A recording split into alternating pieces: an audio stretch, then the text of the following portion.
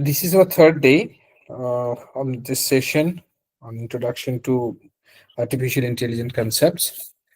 And just to briefly revise what we have discussed in the previous week, there we have tried to define artificial intelligence, its history, how it has evolved slowly, and then its different types like narrow AI, generative AI. What do we mean actually regarding this narrow artificial intelligence, artificial general intelligence, artificial super intelligence. Then we have also tried to explain different components of artificial agents and how AI agents can learn, what are the different steps of learning by an AI agent. And also we have demonstrated little bit about the generative AI tools that are available in today's scenarios and how we can leverage its maximum power and various different purposes. So if time permits, I will also explain more on that tomorrow. But for today, I have decided to discuss that now today we will become more technical, like as we are discussing about different AI learning terminologies in the previous week, like supervised learning, unsupervised learning, and the reinforcement learning. So, as a part of this curriculum for this particular module, as well as to keep the interest growing, we will try to discuss some like in more detail about like supervised algorithms like classification and regression that we have already discussed. So we will be going into the depth of this classification and regression, and we'll try to understand its applications in different domains. It's like different performance measures that how we can perform the like its performance of various like AI models or ML models, whatever we say, and how we can use identifying the problem areas from our respective domains, that how these tools can be utilized. So as we were focusing on the no code AI tools, so I have identified a no code AI tool. So though personally I prefer coded, means where the coding has to be written, the tools like in Python and VS Code, there is a common combination. People, most of the programmers, but for the seniors and non-technical persons, they can also leverage the power of AI, because now, as I was mentioning, that it is now in every domain. So for them, no code AI tool is very much what I say important. So today I have just selected. I was finding with the last week that which no code tool can be the most suitable one for understanding, as well as which is and functionalities. So I have found one tool called RapidMiner. So I am sending you the link uh, of that particular tool. So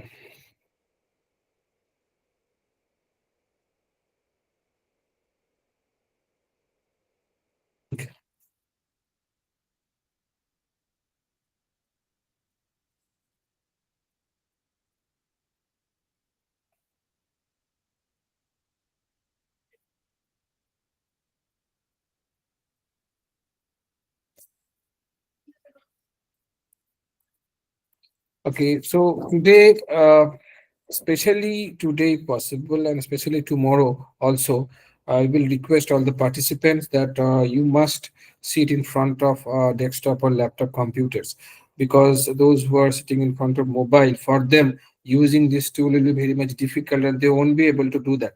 So whatever I will be demonstrating, if you just practice hands-on on at the same time, so it will be very helpful. So if any participants are using mobile phones, so it will be my request that they use laptop or desktop computers. And I will request also just to go through this particular link. Let me share my screen.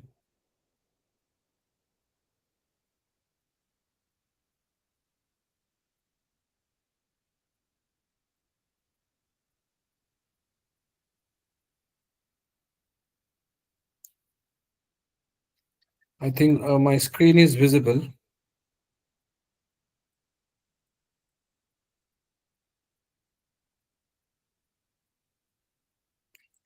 So once you click on this particular link, this you will be asked for like sign in or register, isn't it? So please, any one of you confirm whether the link is working or not. So as I have already registered, so directly the link is taking me to their home page. Already signed in.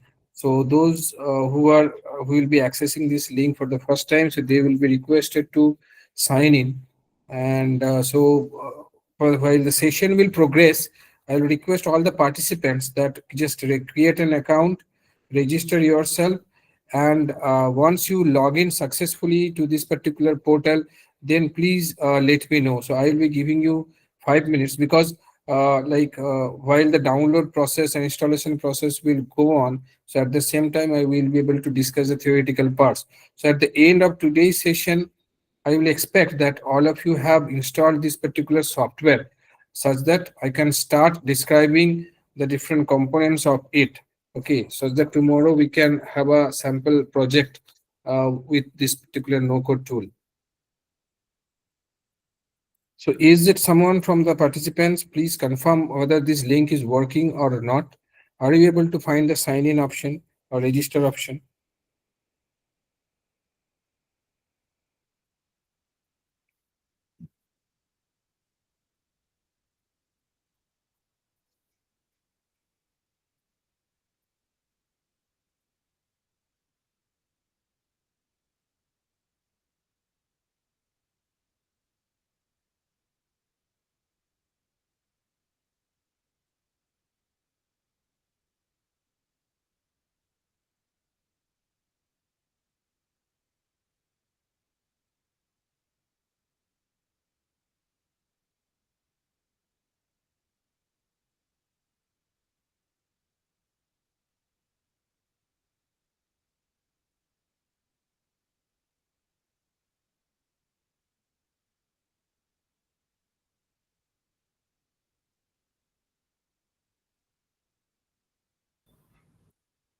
Is the link working? Are you able to register successfully? Anyone from the audience, please respond.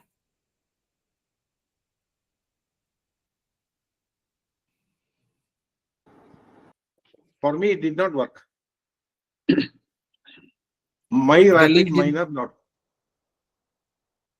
Anyone else? No, it's not working for me too.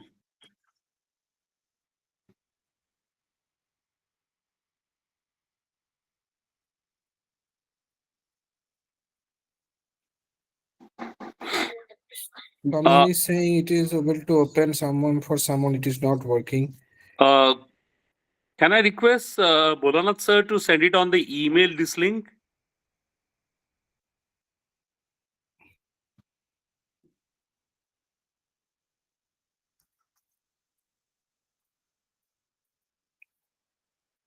So if this link can be sent in the WhatsApp group, it will be fine also. Okay, Yes, someone is saying that they are able to log in. could you please send on WhatsApp as well, please?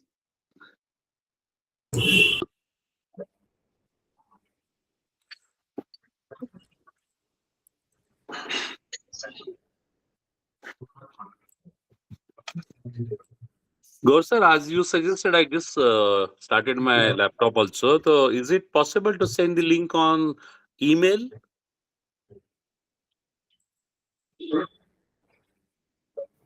Actually, I don't have all of your email ID, so No, Mr. Bhulnath sir can do if this.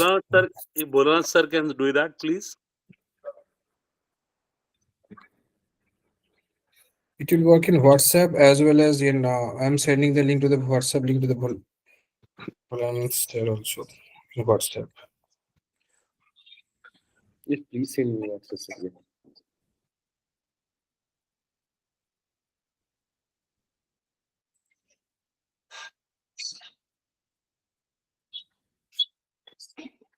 No, is this a free service? I will elaborate on this. I will elaborate whether it's free service or something like that. So let me tell you, let me ask you that whether you are able to land on this page or not. This after successful logging in. No, sir. Even For how many of you the login is successful?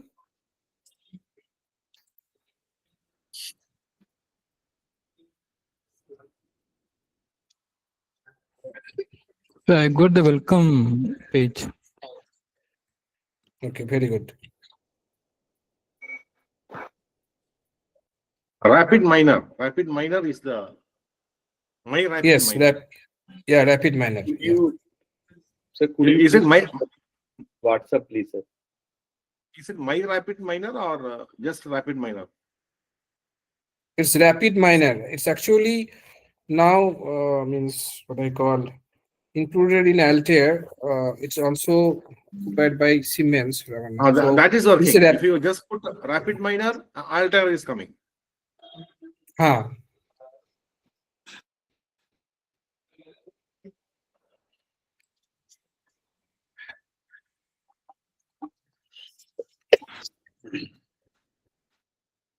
See, this is having a different licensing. Let me all of you. I'll request all of you to check the means screen while it is downloading or something. So let me give you 2 more minutes to register, such that all of you can focus on the screen.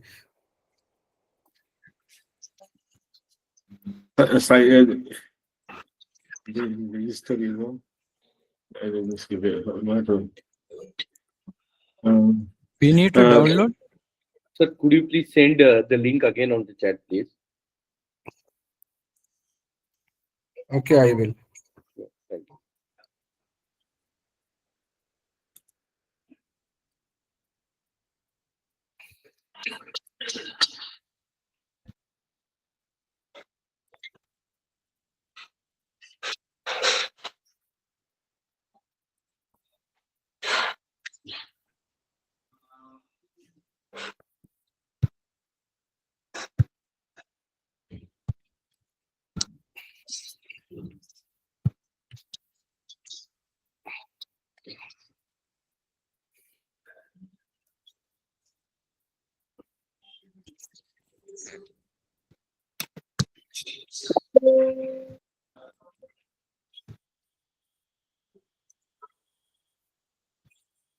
Yes, once you have successfully signed up, you will be getting a verification email. So just verify your that from your email account as well. So once you verify, then you will be able to log in to that particular portal successfully. So all of you are requested to verify that.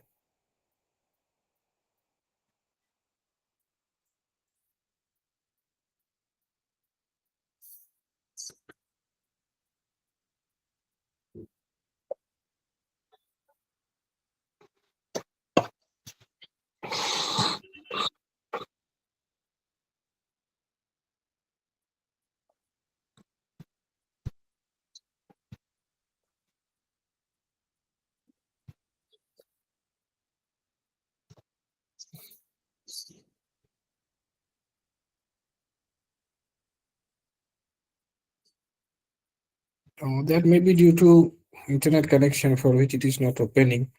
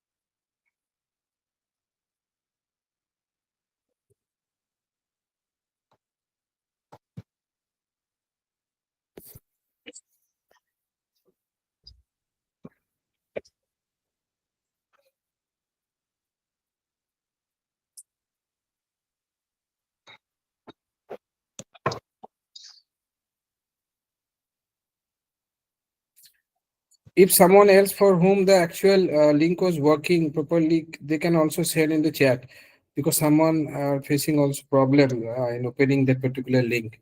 So where that particular sign in page, okay, where you are being requested to sign in or register, that particular link, I will request someone of you to post in the chat so that others can also avail that particular link.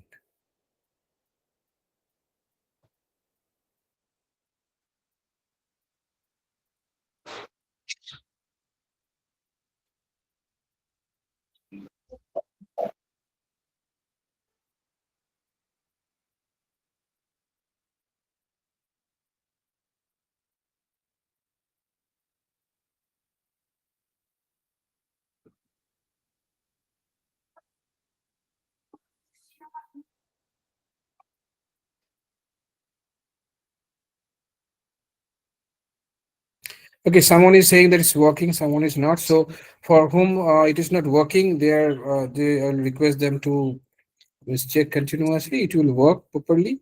So you can also search in Google. I could have also told you the name, but there will be different pages. Okay, for which it will make you learning. So you will may face some difficulties because there are some means what I say login screen from Altier itself, some from RapidMiner. So just to avoid the confuse, I have given this particular link about this confusion. So ultimate thing will be that you should be logging into this particular screen. Okay, so once you are getting this particular screen, there is a download option. Okay, so and there is also a license option. So once you click the license part, you can see there are two types of licensing. Okay, so someone was asking that whether it is free or not. So those who are having from educational means institute, they can use their educational email ID. They will be getting a 1 year full access to this particular thing. And for others, they can also have some free, but some data set limits are there. But for practicing, you may not face that particular difficulty. And for industry use, obviously, you will be having some, which what I call subscription plan. Okay. So, but for means initial practice purpose and for this particular session, you can download and use it for free. I think so. Here already you will be getting a license key. So once you have successfully registered and logged in, and after that, whenever you will be installing that, so automatically this license key may work, or you have to copy this particular license key and paste there wherever it will be asking for the license key after successful installation. So it's a desktop version software. It's do not require any kind of internet connection. So that's why it will be installed in your local system. So you have to provide the license key after successful installation. So when in the download part, you'll be getting option for Windows. Those who are using Mac or Linux, they can have some other options. So I am using Windows, so that's I have used this particular link, Windows 64-bit. So once you click, the download will start. Okay. Now the thing is that what is this RapidMiner, and what is its purpose? So once you have successfully installed and open, you will be having a software like this that you can see in the my portal. So I'll be saying this is a highly sophisticated with a lot of features for data exploration, normal machine learning. Okay, so data visualization, statistics. So different things can be done easily with some graphical and visual features it is having. Now, this is the one of the best tools for no code AI and no code ML, what we call. And other than that, Power BI is also there, which is very good. But I will recommend for all types of users this particular tool, because I have found this very suitable for easy learning, quick learning, and exploring each and every. Because it is having a lot of features are there. Okay, so whatever the things you will be requiring for your business or your academics or exploration or demonstration, it will provide that. So download has started probably. So for those that download have not started, I will request them to try after some time. So please let me know whenever your download will be completed and successful installation. Today I will be demonstrating its use, but I will do some hands-on practice tomorrow, such that I will be expecting that before tomorrow your installation will be done and it will be ready for use. Okay. Okay. So as let the download continue and come back to our discussion. Now today, a few more Hello. theoretical discussions are required. Okay, so we need to discuss something because some things, some terminologies, some features which are going, which will be used in this particular AI tool. So before, until and unless we have some idea about those features, we won't be able to understand what it is actually doing. So there are thousands of features that are available. So it is not possible to discuss all the features and all the functionalities, but at least to start with, some theoretical understanding is required. So that's why I would like to start with the concept of regression. So as I have already discussed, uh, now I will request all the participants just to concentrate on the discussion, such that if you have any queries or questions, you can means ask anytime to clarify. Because at that time, whenever we will be using that particular tool, these things will be discussed. These things will be used actually. So I think all of you can remember that in the previous week, we said that machine learning comes in three categories: supervised, unsupervised, and reinforcement. And supervised learning is the most common one, and it is widely used. And so it's a family of different types of learning algorithms. Supervised learning. Supervised learning comes in two different ways. One is we call that regression, another is called classification. I think the difference between regression and classification already we have discussed briefly in my previous session. So both of them are used in our real life situations in different industry, across different industries. Okay.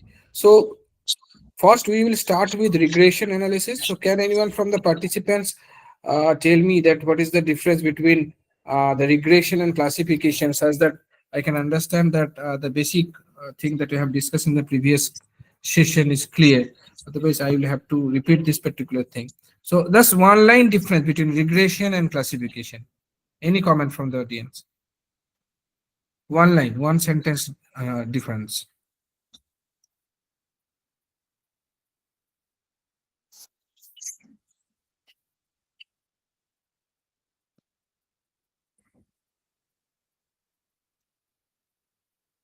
Still many joining. So they're late.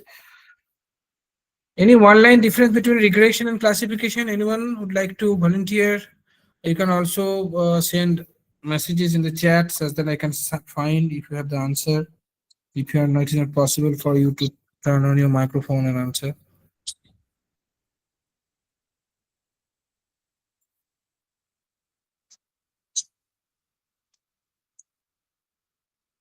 Supervised learning, I think all of you can remember, where the machine or the agent learns from labeled data set. Okay. Okay, one answer I have got, like that label and not label numeric values. Yeah, that's for supervised learning, obviously. Now the difference between regression and classification, because both are supervised. So for regression analysis or regression learning model, or we call it regression, whatever it is, what type of output value we get? I mean, discrete values, discrete level values, or continuous numeric values for regression?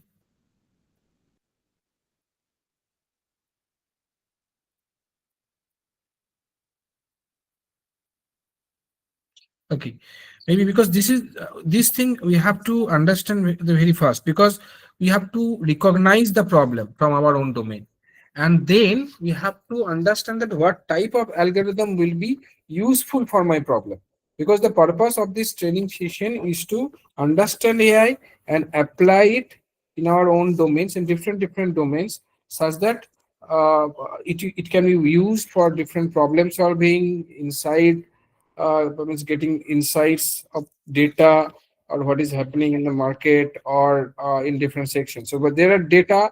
So we are having a lot of collections of different data. Now we would like to do some kind of analysis, some kind of modeling, some kind of prediction. So for that purpose, our tasks in real life situation is divided or categorized into two parts. One part is regression.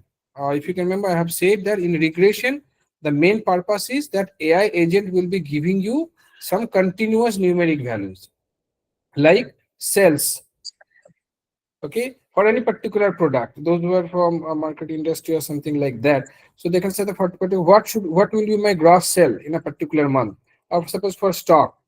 Okay, so in that particular case, what will be the opening price or closing price or whatever moving average or something like that in my next month. Okay, so these are the things. Suppose if I am talking about the rainfall prediction, so what will be my rainfall in the next month. So all these cases, the model is expected to give you a numeric continuous value. Okay, so this value can range from, I mean, anything. It can be plus infinity to minus infinity, something like that. So whenever the model gives output like this, a continuous numeric value, we call that to be a regression model. And we can understand from here as well that in our daily life or in our business or everywhere, we have many problems which comes under this regression category. And the classification that I say, classification is another type where my model is expected to give outcome or output in classes, not in numeric values, but in classes like class 1, class 2, yes, no, either binary, ternary, or n number of classes, whatever it is. Suppose for a particular patient, based on his symptoms, I have to identify whether the patient have this particular disease or no. So this is the outcome is based on yes or no. Okay. Now suppose another thing is that whether there can be the mode classes. Okay, so I have the quality of foods, the features of different types of foods. Okay, now similar types of characteristics. So I have a database like that. So I have to understand whether this food, like you can also have a well-known problem like quality of wine or something like that. So there are a lot of features are there, parameters are there, based on that quality of wines are classified. So in that case, the outcome is not only based on yes or no, it comes in different categories like it's excellent, it's good, it's moderate, it's poor, something like that. But this is also type of classification. But my target class or that prediction is what I am going to predict falls under more than two classes. So these are the two distinct categories of problems. So before I apply or catch any problem, I have to understand first. This is the very first step, that where my problems belongs to.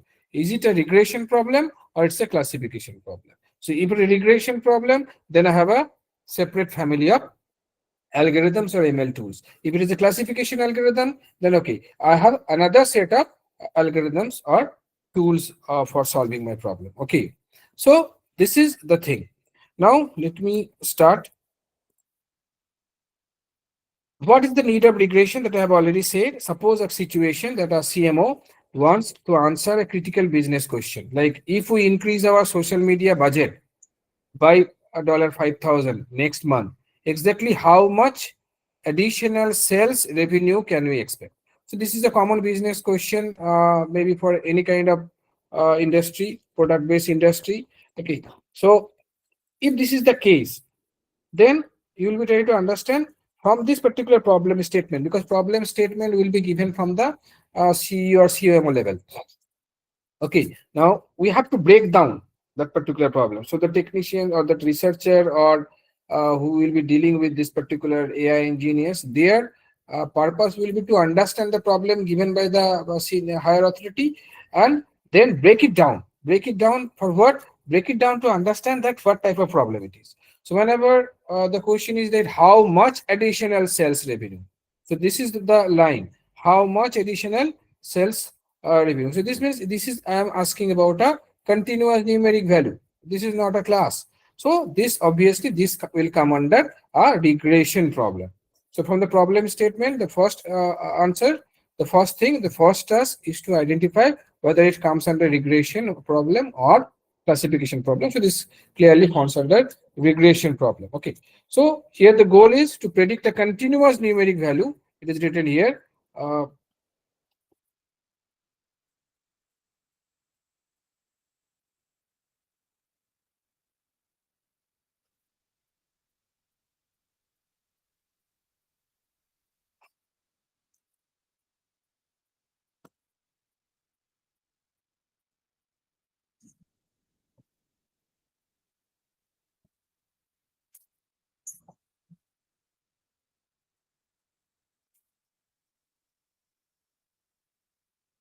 Okay, forget about that.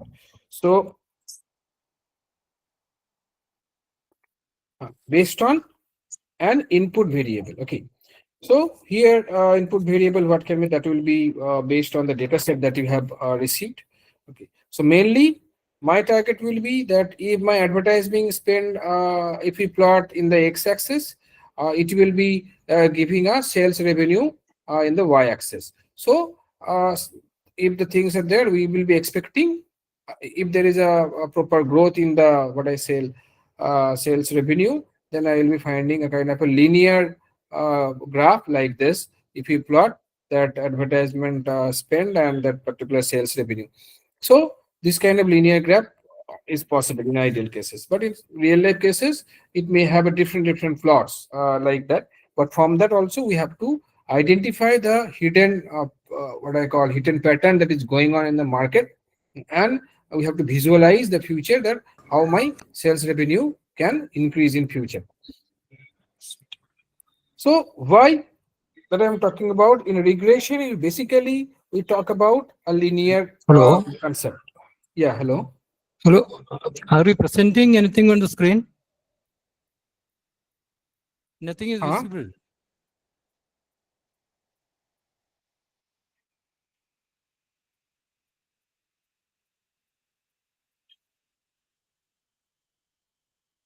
Okay. It's not shared properly. Got it. Thank you. I think others also. I'm presenting. Okay. Yeah, now you're seeing some graph. I think you start from the beginning. Yeah. Okay. The thing that I was discussing about the need for regression. Okay. So the problem, the statement that I was saying, that a CMO wants to answer a critical business question like that. If you answer our social like media budget, because advertisement budget, whatever it is, like with some amount like $5,000 or something like that in the next month. So how much additional sales value we can expect? So this is a common business question that may come from any senior CEO or CMO. So being an means engineer, like a AI analyst or data analyst or whatever role you are in. So our role will be to provide at least an estimation or a solution to answer the particular question. So as I was saying, that just by checking the problem, we have to understand first that what type of problem it is. It is a regression problem or it's a classification problem. So from the problem statement, you can find that it is a regression problem, because here we have to find out how much additional cells. So when I'm talking about how much additional cells, that is a continuous numeric value. Okay. So whenever what do I say, that a prediction of my model will be a continuous numeric value, I will understand that it is a regression problem. Then I will focus on that what type of regression algorithm or models I will use for my particular solution. So the first step, understand the problem, break it down, and identify whether it's a classification problem or a regression problem. If it is a supervised, if my data set that I am provided with is labeled one. So what is labeled data set? I have already discussed in the previous session. Okay. Now, so one thing is clear, that it is a like a regression problem. Now, here in regression problem, our main focus is to fit the data in a linear pattern. Okay. So if I avoid mathematics a little bit, so it's a very simple thing I have given. So basically regression, what's the effort we make? Any type of regression algorithm. The main purpose is it attempts to draw a line or a plane through the data points that minimizes the distance between the points and the line. Okay, so just regression attempts to draw a line or a plane. So if it is a two-dimensional plot, if my data set is two-dimensional, then a line is sufficient. Okay, now if the data set is like three-dimensional or more than that, then we have to think about a plane. Okay, so suppose here I have some data points you can see in the graph at the left side. Okay, now here a line is drawn, you can see. Now this line, actually we will expect my model to draw this line in such a way that the distance of all the data points from this particular line is minimum. What does this mean? Line, we can understand that the equation of line, we all know that it's y equals to mx plus c. I will come to that, but before that, let me clarify what do you mean by a plane. Now, for a three-dimensional data space, suppose those were from education background, suppose, I mean, it's not education, academic, those were in the academic organization, they can visualize a thing like if students are sitting, suppose all the girls are sitting in one side and all boys are sitting in the another side. So it's a three-dimensional means plane we can consider, because we have that x, y, and z axis. So in that particular case, a line is not realistic. We can think about a curtain kind of thing if I have to segregate between the boys and the girls within that particular classroom. So a curtain is nothing but a plane. Okay, so if it is a three-dimensional, we have a plane. So we can visualize, we human being can visualize up to three-dimensional level, but it is also possible for n-dimensional also, because the data set that I will be getting is an n-dimensional data set. So my plane that I will be using for segregating or differentiating these data points will be also in n-dimensional plane as well. But the main focus is I will plot all the data points in my n-dimensional space for easy understanding. Here we are considering a two-dimensional space. Okay, and the data points means all the data points having its own coordinates, xy coordinates, something like that. So they will be scattered, maybe scattered anywhere in this particular region. Now my focus will be to draw a line such that the distance of all the data points from this particular line is minimum. Okay, so once minimum means what? That means this line can have minimum distance from all the data points. Okay, so once we have understood this particular line, then we will be getting using this particular line itself. Suppose here we are extending this line here. So suppose for this particular position.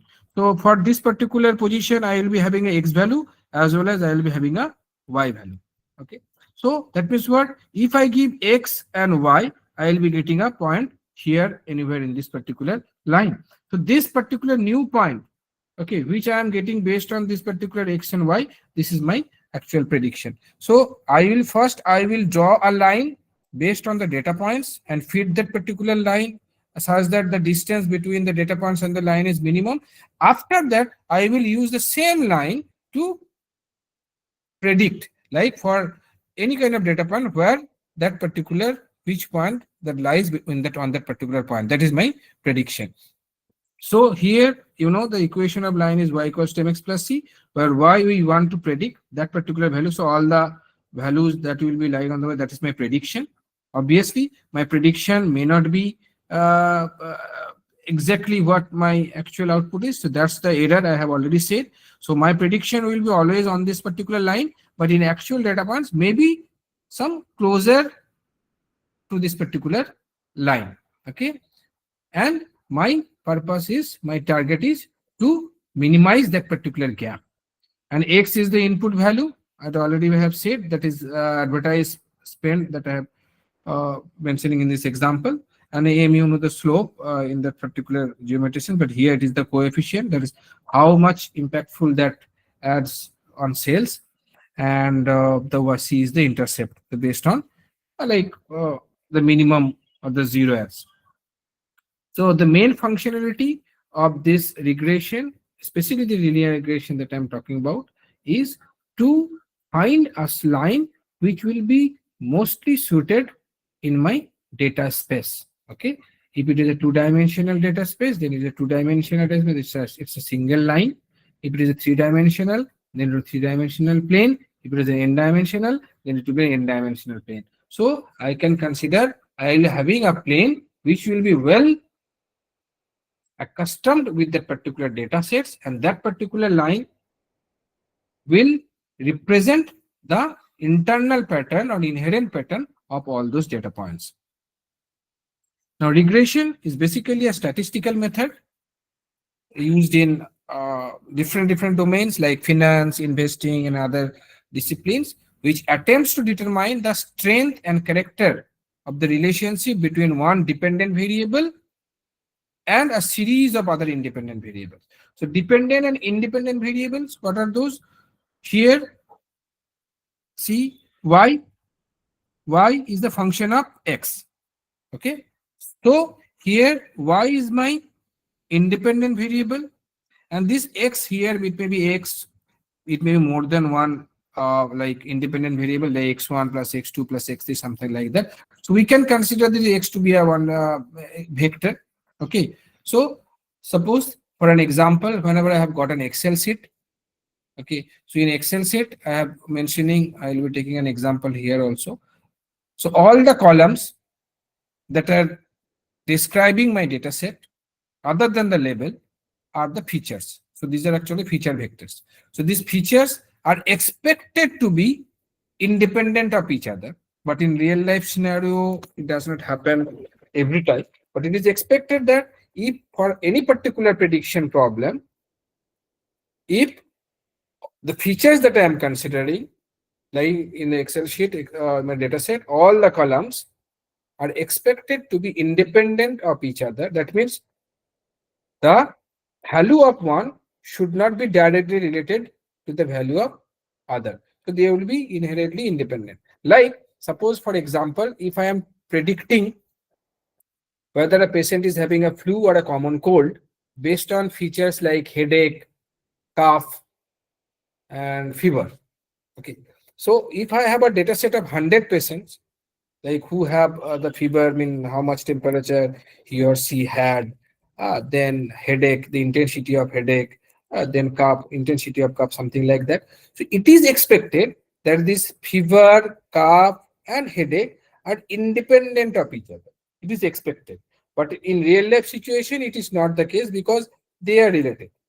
Okay, so this is where the ideal case and like in practical situation, these two differ. But our target will be in real life situation, we may not get those variables because it is very difficult to understand. There are some methodologies. Okay, we find correlation coefficients.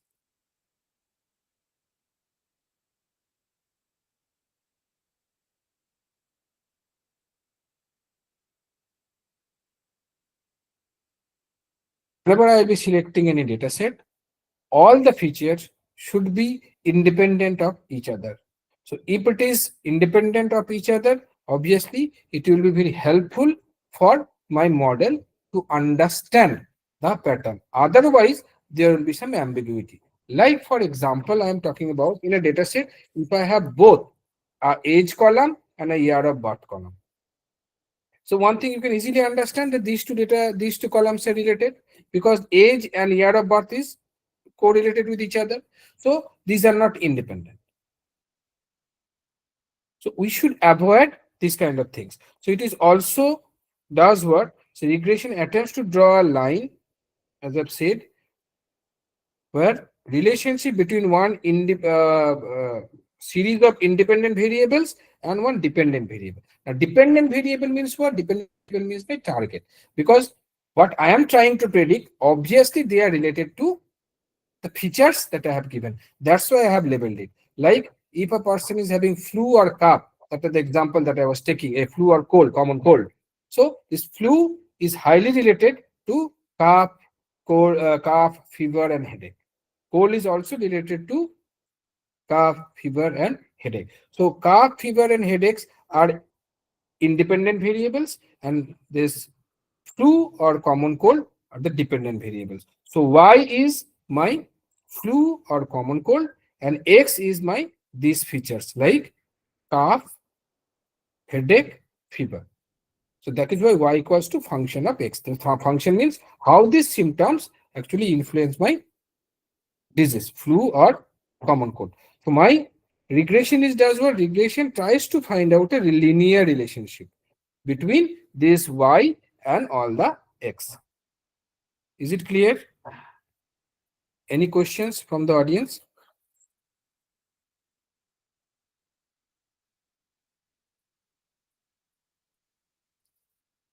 Someone was saying there was no voice in between. Is my voice is clear to everybody?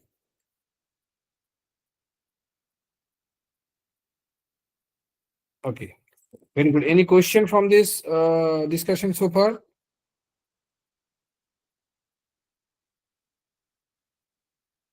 Okay, very good.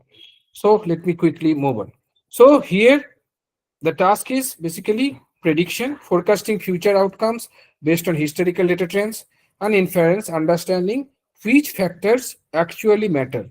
Okay, like whether price affects sales more than quality or something like that. So these type of questions or insights we may get, and different n number of insights we can derive from that. Now quickly, because these technical details you may not require, but you have to understand that what is the purpose of which particular. So basically regression comes in three types: linear regression, polynomial regression, and region lasso regression. So basically linear regression finds out, because linear terminology itself is saying there is something called line like that. So linear means find a linear relationship between input x and output y. It is best suited for a simple continuous trends. Polynomial regression means models are non-linear relationship. So non-linear relationship means what? You can understand when I am talking about a plane or a line, so it is always expected to be straight line. But it also may not be the case. I can have a plane which is curved. I can also have a line which is curved. So, but I should have a line which will be able to segregate or feed my data set. So it not always necessarily it should be straight line. It may be a curved line also. It is also not necessarily the plane that will be having as the straight plane. No, it can also have a curved plane as well. So polynomial regression is saying that if there is a nonlinear relationship in my model in that particular data set, so this particular regression algorithm will be able to catch that particular trend, that nonlinear relationship, and having a plane or a line. So in regression, the basic purpose is to fit a particular plane or a line. That line may be a straight line or it may be a curved line. That may be a plane surface, plane, straight plane, or it may be a curved plane as well. And this region lasso is a different thing, complex one. So I'm not going to that. So, but this is another thing is there called logistic regression. Though the term is regression, but it is not a regression algorithm. It is a classifier algorithm. What I am discussing this because after that I will be using a classification first. Then I will move to the regression. But regression and classification both has to be understood. The regression in logistic regression, though the terminology is regression, but it is not a regression. It is a classifier algorithm. It is basically classify between like variables like binary 0 or 1. Okay. Now in regression, this is very important to understand because whenever we'll be using any particular model and check the result, so it is very important to understand that performance of my model. What do we mean actually? Because it will give you the output. Now, how will you understand the model is giving you a good output or a bad output? What is the performance? So for that particular purpose, we have some kind of mechanisms of measuring that particular error. We have some measures for regression problem. We also have some measures for classification problem. We will discuss both today. Okay. So to start with, we will be saying that about regression. Now here in the slide you can find at the very beginning it is written like no model is perfect, because you can never expect that my model will be giving results with 100% accuracy. The reason Can anyone tell me the reason? What is the reason? Why we say that no AI model will be giving you the result with 100% accuracy? Anyone? I'll be happy if someone is able to answer or respond back. Why the AI model is not able to, in extreme case as well, it will not give you the 100% result, 100% accuracy. So because like the AI model is taking the data from like previous already like previous history. Like suppose something is Yes. happening previously, it is not sure that the same thing is going to happen. Whereas like in real life, suppose the AI is predicting that we'll hold a cup, but if it is our wish and if something else happens, like we don't want to hold a cup, then it is considered an error. So it basically it just predicts it, but it does not actually know what we are doing. That is like it doesn't predict the actual future. Yeah, exactly. Thank you, ma'am. You're correct. Actually, the main point what she was trying to mention is that my history may not always reflect my future, because my model is being trained with the historical data. Okay, like in stock market, in weather forecasting, or something like that. Now here we are actually using historical data for training purpose. Now history always does not reflect the future. In most of the case it is, because it's a natural process and the things does not change too quickly. This is one reason. Another reason is there in the definition itself. Because in AI model, we try to estimate a function, because I always focus that y equals to fx, that fs. We do not know the exact f. So whenever we will be going towards estimation, my estimation cannot be 100% correct. Because if my estimation is 100% correct, then that means there is no purpose of estimation. It is a well-defined rule or formula is there for that particular function. So that is why it is said that it is not perfect always, but our target and tendency will be going towards the best accuracy. So thank you once again for your response. Okay. So error in regression is not a mistake in code. It is actually the difference between what the model predicted and what actually happens. Very simple. So the measure, the direct calculation or the easiest calculation of error is actual minus predicted. It's what your actual data was and what your model has predicted. So that particular difference is known as the error. So here, if I have suppose check that line at the right side, so here you can find that this line is actually your prediction. It is saying about your prediction, because all the points that will fall in means come on this particular line are your prediction, and actual data point is somewhere outside it. So obviously many data points will fall or will come on this line itself. So it is not always key all the data points will be outside this line. No, but actually the error is, if suppose I have 10 data points like this, it may be the scenario that 2 or 3 data points falls on this line itself. Now my error is what? Error is I will check the difference between actual and predicted. So for in this particular data point, the prediction is this, but actual is this. So this distance is actually my error, what it is saying. Now for the data points which is on this particular line itself, for them error is 0, because predicted and actual is almost same. So it will be 0. But how if my model has predicted 100 values? So in that particular case, my task will be to check the error for all those 100 data points, and then we will be taking an average or something like that. So I will come to that later. So the hidden or the basic fundamental error that we talk about is this actual minus predicted. This is very straightforward.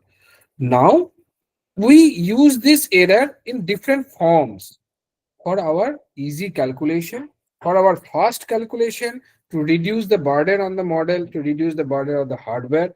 We have, for a better understanding, we have used this error in different forms and phases. Okay.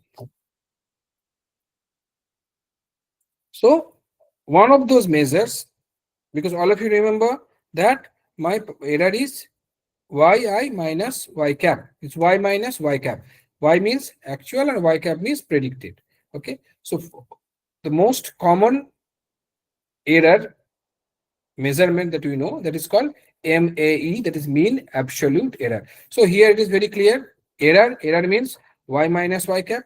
Absolute means we will means will not consider the sign, will it be positive or negative. We will just check the value only, not the magnitude. And mean means average. So if I have n number of data points, for each of the data points, I will calculate y minus y cap, the absolute value of that, and then I will take the average. So this is an MAE, or mean absolute error measurement. Is it clear? Now the thing is that from y minus y cap, a new definition of MAE. Now, what is the advantage of this? This is very easy to understand, easy to interpret, but and the units are the same as the target. So for our the example that we are taking, it is the amount in dollar. So my error also will come in dollar, no problem, because y and y cap are both are in dollars. So the error is also in dollars. And the main cons of this particular measurement is that it treats small errors and huge errors linearly. It does not punish massive mistakes enough. Okay, see this gap. If these gaps are small and if these gaps are large, like if my prediction is $10 and actually is $12, so error is 2, and average will come under that. So 2. And if my one case is my actual is 1000, but my predicted is 20. So here it is 980. So these two different. In first case, my error is very small, but in the second case, my error is large.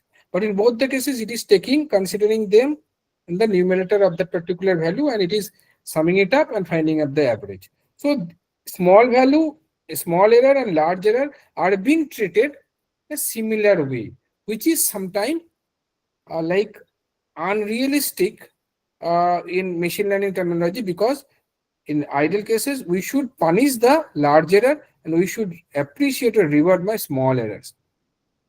Now to reduce this, like such that my small errors are treated indifferently and my large errors are treated differently, we have another measure that we call mean squared error.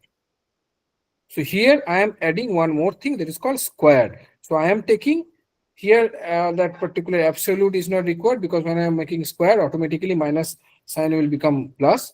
Okay. Now what is the purpose of this square? The purpose of square is that I have said, small error and big error. So if the small error is there, so it will influence my error, like 10 square, like 100. But if the 100, if the error is higher, suppose 980, so square of that particular 980 will be a huge number. So that particular huge means large error will influence this MSE in a larger way, and a small error will influence this MSE in a smaller way. So overall error will be highly influenced based on the gap between the predicted and my actual result. Okay, and obviously whenever I am doing it squared, it becomes mathematically easier to optimize, because we can differentiate it properly. So it has two advantages. One is penalizing the outliers, because outliers means large error. So whenever the outlier is present, then it will give you a large error.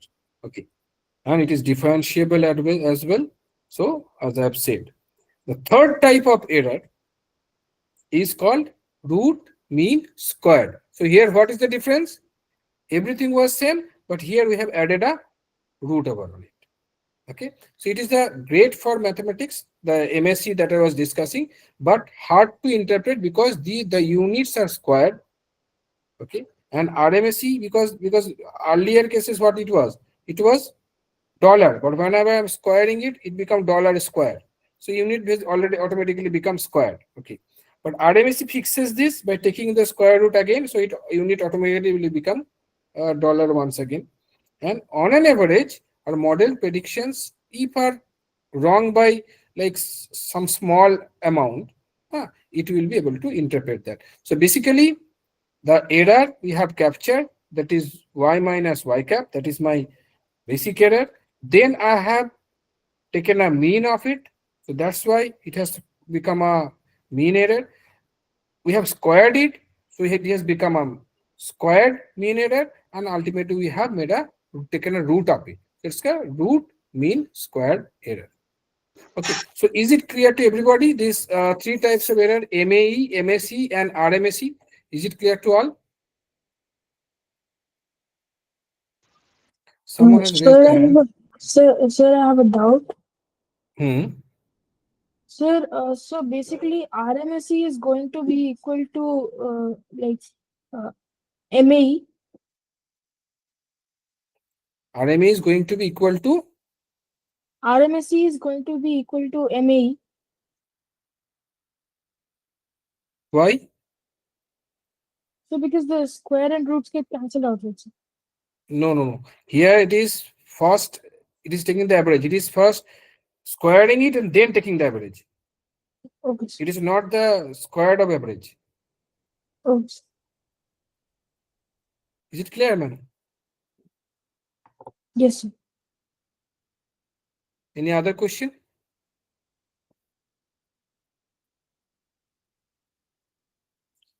So in between, I will take a 2 to 3 minutes break. So please, all of you are requested to check your installation that you are doing about that particular tool. I will be right back within 2 to 3 minutes.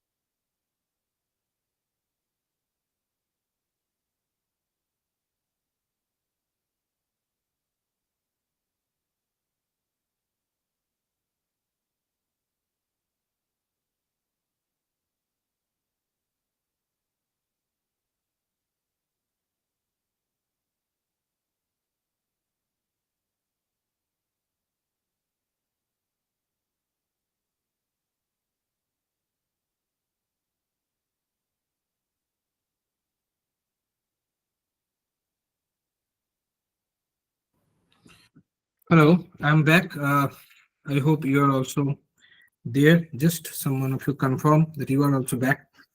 Or you stay, you are with me.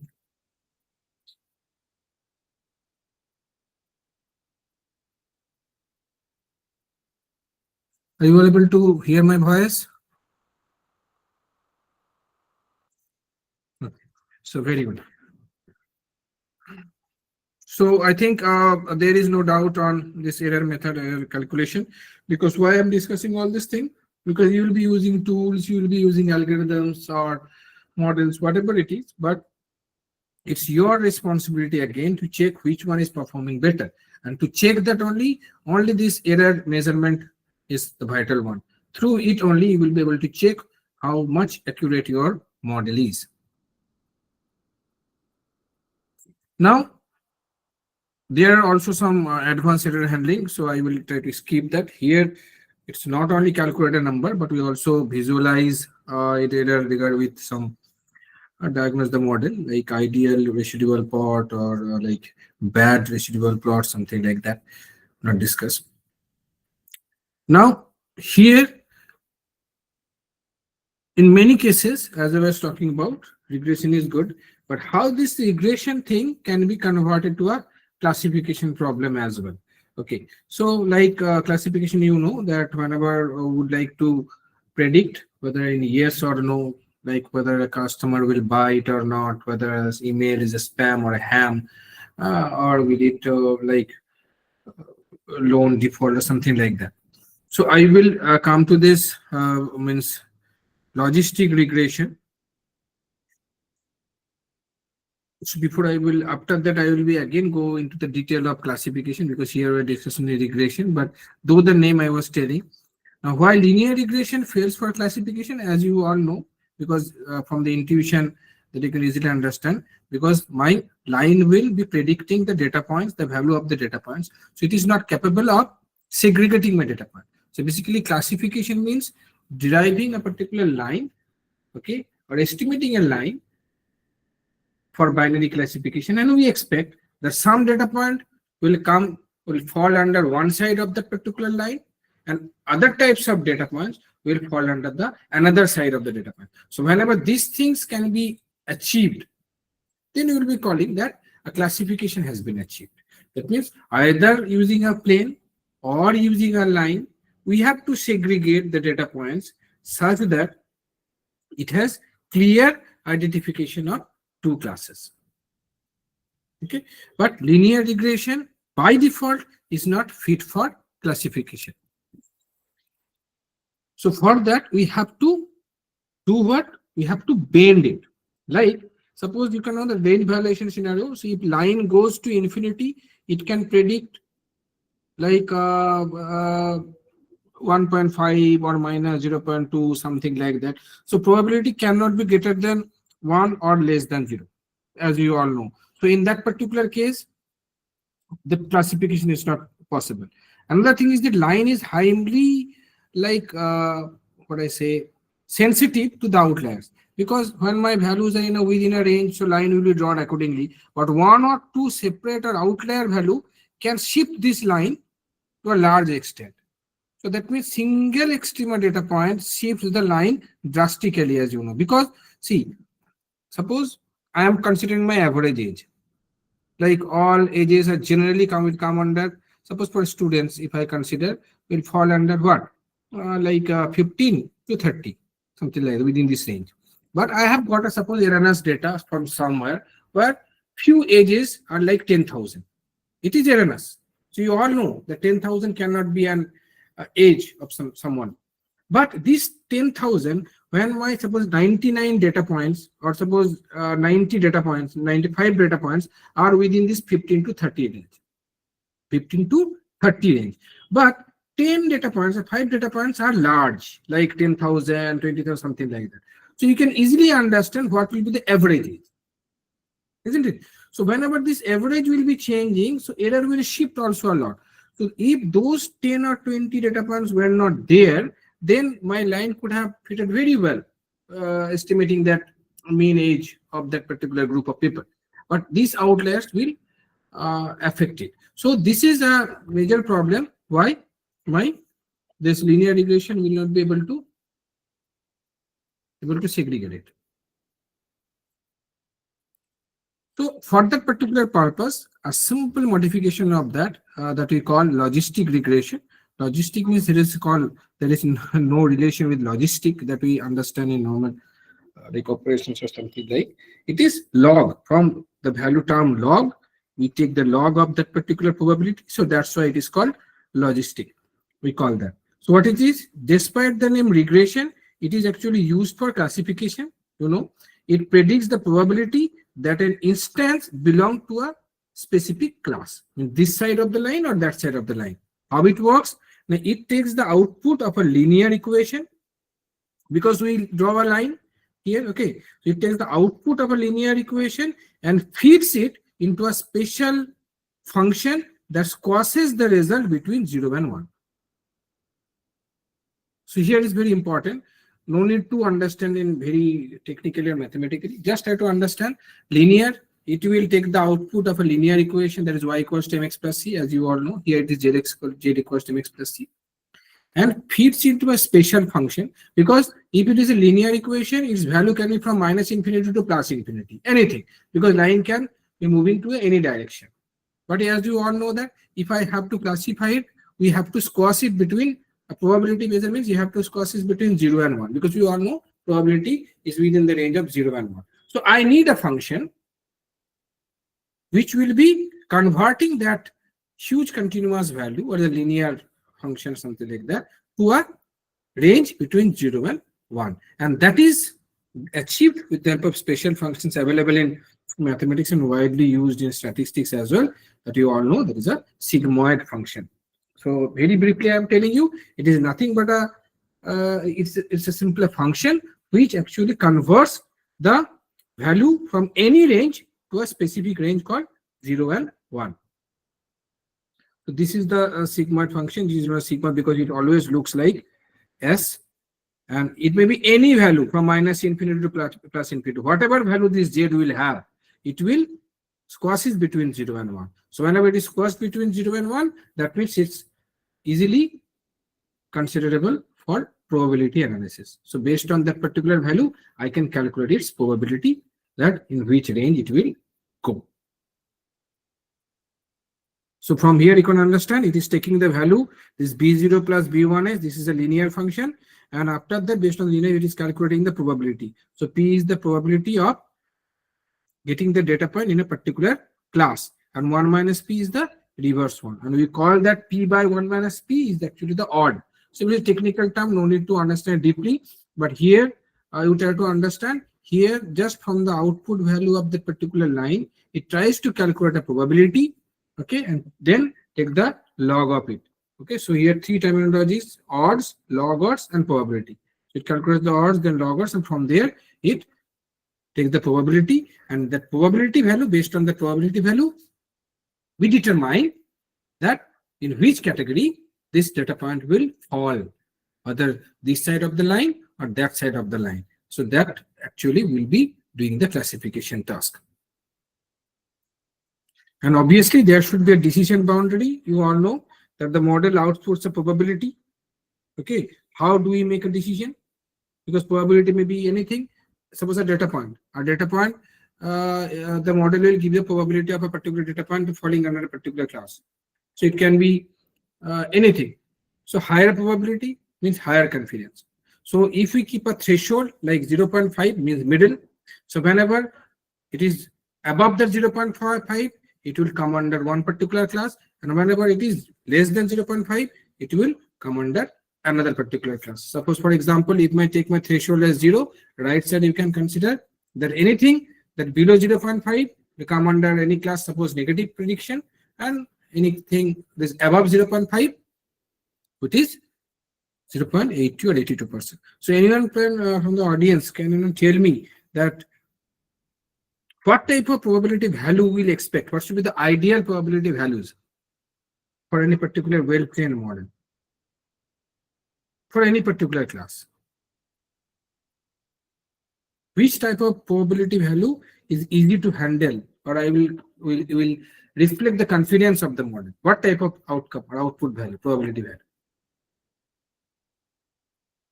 Very low, very high, or somewhere between the middle range. If my threshold is 0.5. Any opinion? Is my question clear? If it is not, please ask, I will repeat.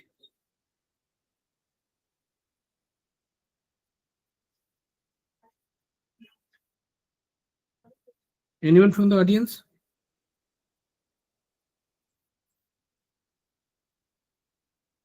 Someone said it's close to 1. Is it? Are you all agree with this? 0 or 1? That is actually the most ideal case. So 0 means one class and 1 means another class.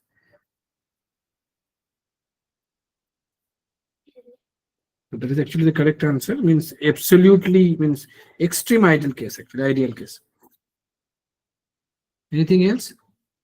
See, high extreme value nearer to the like 1 means it's representing what? Positive class. Okay, so anything close to 1 means it is positive class. And if it is anything close to 0, it represents my negative class. Okay, so in both the cases it is very good because I have to classify either to the negative class or the positive class. So when am I giving a very low probability, that I'm quite sure that it will fall under the negative class. I have no doubt. I'm very much sure. When it is giving you the higher probabilities like 0.8, 0.9 or something like that, I'm also sure that it will come under the positive class. Okay, so in these two cases I have no problem. I'm quite confident that my model has given me a very confident result. But if the probability is somewhere within the middle range, that means what? Model itself is in confusion. Like anything like 0.5, like 0.4 to 0.6. If my 0.5 is the threshold, so anything between 0.4 to 0.6 is a very confusing range. So this means most of the error comes in those probability assignments. So suppose for 0.4, it might be in the positive class, but due to the threshold, it has come under the negative class. This is the case. And in some situations, based on the outcome of the probability, we can also conclude the threshold always need not be 0.5 or something like that. Suppose in many type of problems where my confidence is should be like for diagnosing a particular disease. Okay, if the confidence should be very high. So in that particular case, based on the symptoms, if the confidence is more than 0.8 or something like that, then only we'll be saying classifying that to be a diseased patient. Otherwise, I will be considering to be a normal patient. So in that case, 0.5 is not the ideal like threshold. So you may tune it based on the problem that is given, and you can decide the confidence. So it is your parameter that you will decide, but model will give you the probability. As simple as that. So is it clear up to this?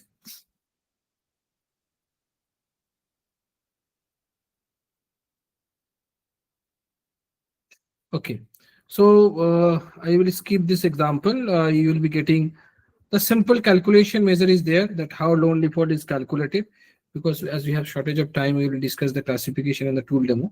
So I will share this. You can also check the recording as well. Okay, I will come to this classification result like performance measure. I will come to this because this is also very important. Okay, I will little bit some syntax problem is there within this because I have made it latex, so I will rectify it and share once again, so it will be very easy for you to understand as well. Now let me come to classification in more details.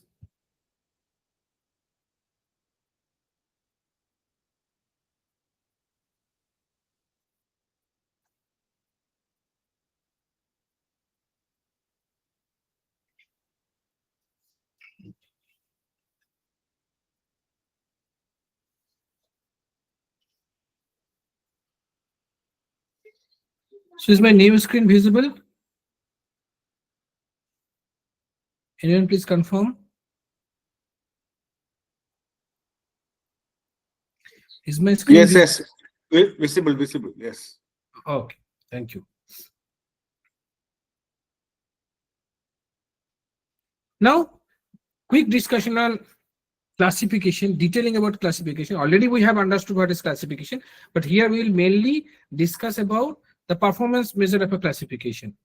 Now, I think you can remember that in my previous sessions, in the previous week, we have talked about classifications as well. So unlike regression, classification predicts a category, like class A or class B. I have sufficiently discussed, so I won't keep time. It has also various different uses, like in fintech, if I consider credit card fraud detection, so whether it's a fraud or a legit, or for healthcare, suppose for cancer diagnosis, we can consider whether a tumor is malignant or a benign one. For marketing, okay, for any particular customer, we can see that whether the customer will leave us or will stay. So these all can be achieved based on some historical data in that particular domain. We can have a model like this. There are various different algorithms of classifications. All are very popular and effective. But as I have mentioned in my previous sessions, that being an it's the responsibility of an experienced researcher or a designer, whatever you will call, or engineer, that to identify proper tool or proper problem. Because this is a common problem that we are seeing, especially I'm also seeing, and you, most of you, those who are in the AI domain, will be agree with me that as in today's situation, the tools and the hardware have become got a very easy access, because hardware become cheap, because we are now getting GPUs, high-end CPUs, laptops as well in a desktop. So a high computational power is with us. Data is available. Okay, we have a Gen AI, we have got, so coding has also become very easy. So thing is happening, people has stopped thinking or understanding what are the things, because they have got the tool, they have a problem, they have an Excel sheet, data sheet, so they are not checking that what is the data is actually seeing, what type of algorithm is required here. Okay, so the problem is that if you do not identify the proper tool for a particular problem, we may face a lot of problems. Like we may fail in accuracy, we may say that data is erroneous. It is the as my model didn't perform because the data was not good. Many people say that. Obviously, data is a factor I will discuss. But if the proper tool is not used, okay, though here see decision tree, random forest, support vector machine, name based classifiers, all are classifiers. All of them will be classifying. Okay, but not all will perform in the same way for all types of problems. So that will come in through experience, and that will come through some research. If you, as more problems you will solve, more experiment you will do, more projects you will do, this idea will be clear that what type of problem you will be requiring, what type of tool. Like decision trees algorithm, which works very fine. Okay, if my data set is clear and there is a very if-then logic inherent in it. Okay, it is very good. And the random forest, obviously, it is the ensemble version of that particular decision tree. Okay, it is also very good in many cases with high accuracy and robustness. Okay, support vector machine, if my data set is not very large, but I have n number of parameters, large parameters, and all parameters are like very organized one. Okay, I have no ambiguity in it, or like it is actually depicting very independent features are independent with each other. So in that case, SVM performs superbly. I mean, you're giving a very high accuracy, which even higher complex means highly complex algorithms will not be able to do that. Now, the common concept is that in today's situation, what we are finding among the students and other practitioners, that more complex means more efficient. People are directly going to the deep learning and Gen AI. They are applying deep learning in some problems where deep learning is not required at all, because deep learning is requiring high computational power, highly complex, and also the outcome of the model is also not satisfactory. Where the simple support vector machine or decision tree, like in biology, in medical science, decision tree and random forest widely used. or image classification, or suppose symptom classification in all those cases.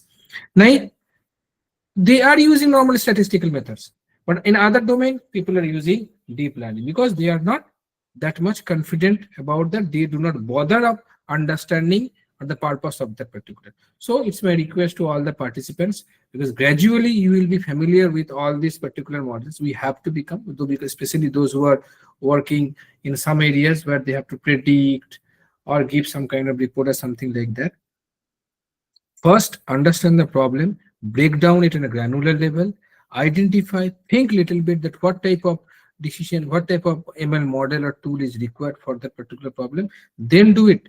Because it is not that you have a GPU, that means you will learn MLP on that. No, it is not always necessary. Many algorithms which give you much better results than your multi-layer perceptron or other deep learning algorithms for classification and regression. But some cases where this type of algorithm, normal machine learning algorithms, will fail. If my dataset is very huge, unorganized, incomplete, erroneous, in all those cases, and there is very much non-linearity there in that particular dataset. So there we require a deep model, because I have already told you that more layers in my architecture means more weight adjustment and more learning will be taking place. That's why those are necessary. Okay. So these are the different models that are available, but purpose of all these model is what? Purpose of all these model is to classify. We'll be discussing these models in more details in our second phase of our training part. But here we will be learning how to use this, not how the algorithm works. So here also, as I have said, the logistic regression, the threshold is there. Anything below the threshold will come under no. Anything below the threshold will come under yes. So simple probability of being positive. So less probability means no, more probability means higher.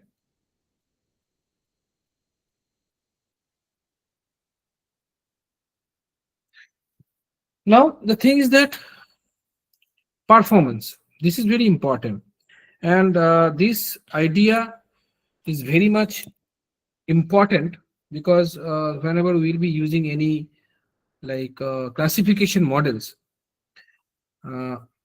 we always talk about accuracy. Accuracy means what? Accuracy means how much accurate my model is in classification. Means if my model has, I will come to this with example as well. I have suppose 10. Okay, let us take the example of that flu and common cold that I was taking.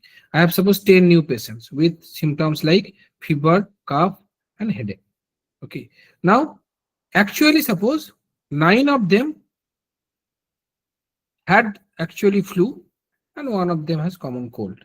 So in that case, we will always, and my model has also predicted something like that 8 of them had a common flu and 3 of them, suppose 2 of them something like common cold. So my model, performance of my model is very accurate because it has almost given 90% of accuracy. So, but in some cases, only the accuracy is not a very good measure to identify, to understand the performance of my model. Now the discussion, the main purpose of discussion here, because whenever we will be checking the classification results, I think all of you can remember that someone from this audience have asked me a question regarding confusion matrix, because she might have had some idea about confusion matrix. At that time I have said that I will discuss this in detail in later cases. So today I will discuss that, because understanding that is very much important to analyzing the result, why it is important. So just time being, you try to understand that only accuracy is not sufficient all the time to understand the performance of model. Like suppose a data set was given to you where 100 examples, 99 legit transaction and 1 fraud transaction, and model has also predicted that everything is legit. Okay, so in that case calculation is 99%. But again, if I consider its business value, it has missed the fraud. Okay, so the negative cases, if the higher accuracy does not always means because here my target is to classify. So classify means both the classes you should be able to predict in a proper way. So that's why we take help of a better matrix for identification is known as confusion matrix. Okay. So till now, before I discuss this confusion matrix, I would like to ask that if you have any question so far, or if you have anything to say, because I do not know whether you're able to understand it or not, because I'm not getting any question as I was getting in the last sessions as well. So is it either it may be that you're not getting, or you're not listening, or it may be that you are understanding everything. I need some kind of in-between discussion. So I will hope, as these are not very difficult one, and most of you are from academic background, many of you are also having some basic knowledge of statistics and mathematics. But just to brush these things up and to make it more relevant to our machine learning or AI task, or what I call that purpose, we will be discussing this. So basically, confusion matrix is a matrix, two-dimensional, 2x2 matrix, okay, which is having 4 cells. Now, this actually columns represent, this area represents my predictive values, and my rows actually represent my actual values. Okay. Now, in different situations, whenever or whatever may be the outcome of my classifier, I can get the outcomes in 4 different ways. Like those who have no prior idea about this thing, I will request them to listen to this particular example and analogy. The thing will make the idea more clear. I will be taking that example of flu and common cold, because one example will be able to understand properly. Suppose I have developed a classifier model. Okay. Now it has trained properly with a lot of data, and it is expected it is performing well. Now it is given to you to check its performance. Okay. So now you have got 100 samples of new patients. Okay. 100 symptoms of 100 new patients with a full data set. Okay. All the features like headache, fever, and cough intensity. Now, all these 100 patients data will be given to that particular model for classification, and we will get a classification and results for all the 100 patients. Now, can anyone tell me that what can be the combinations of this classification outcomes? Like one, I am telling you that the patient has a disease. Suppose I'm talking about flu. So patient has flu and the model also has predicted flu. This can be one case. Patient has flu, but the model has predicted that the patient does not have flu. This can be another case. Third scenario may be that patient does not have flu, but the model has predicted that he has flu. Another situation is that patient neither has flu and model has also predicted that patient don't have flu. Like actually yes, and model has also predicted yes. This is one scenario. Actually yes, but the model has predicted no. This is second case. Third case is actually no, but the model has predicted yes. And the fourth case is actually no, and the model has also predicted no. So is these 4 possible outcomes clear to everybody?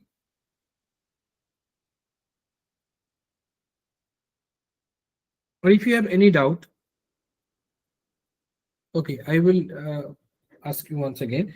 So this first case, when the actual value is yes, and my model has also predicted yes. So this is actually called true positive. What do you call it? We call true positive. Okay, that means it was a fraud transaction and my model has also got it as a fraud transaction. So this is called true positive. Second situation, false negative. Means actually it was positive, but my model has predicted that negative. Okay, so in that case, it will come under false negative. Means it was a fraud transaction, but my model has said it is a safe transaction.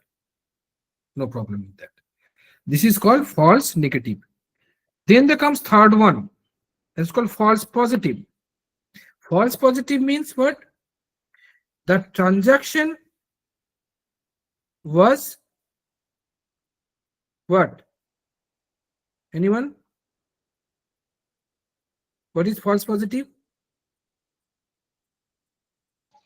So the transaction was positive and the model predicted like there was a scam. Positive now. Fraud. Either fraud or genuine. Fraud or genuine. In that term, you explain. Means it was fraud or not. In the false positive case,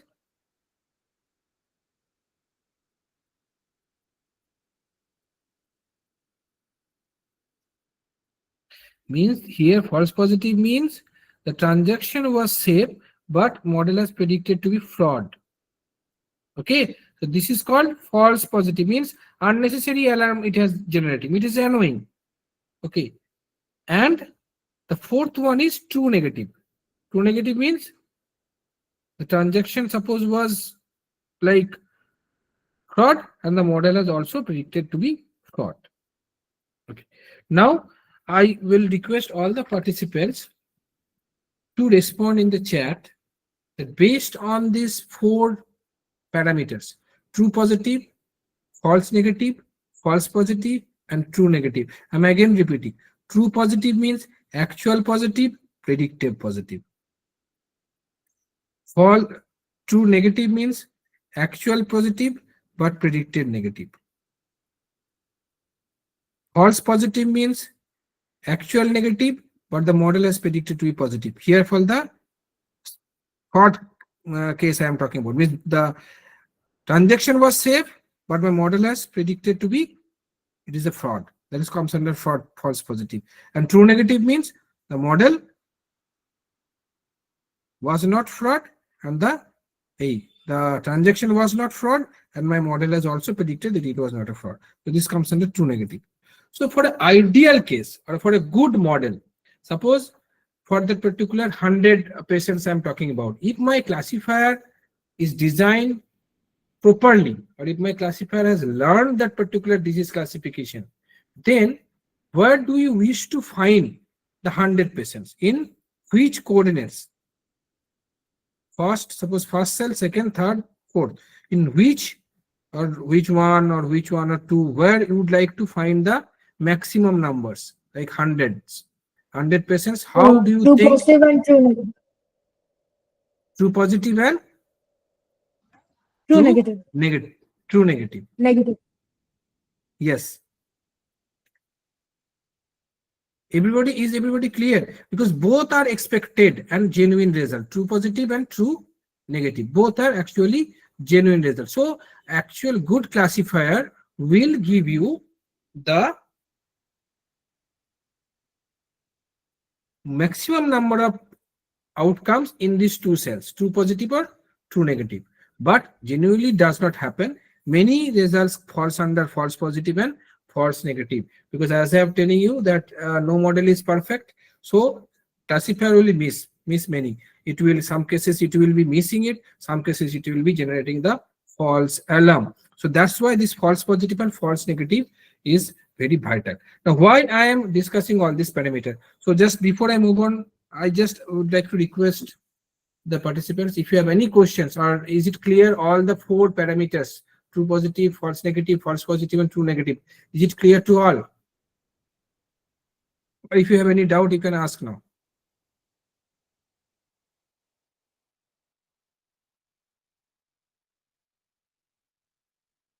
Is it clear?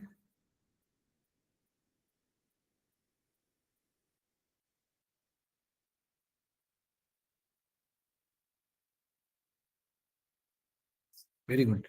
Okay.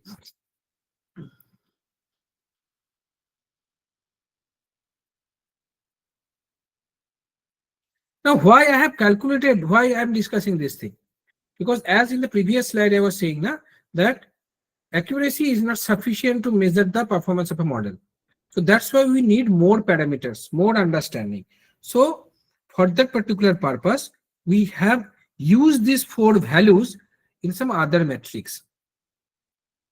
And those metrics are precision, recall, F1 score, and another is sensitivity. Here is not there.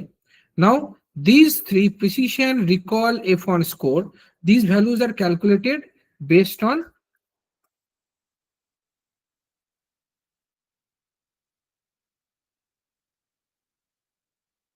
these values. So I will be showing you a very small description that how these things happen. Just briefly I will be overviewing, and then I will be directly moving to my demonstration of the tool.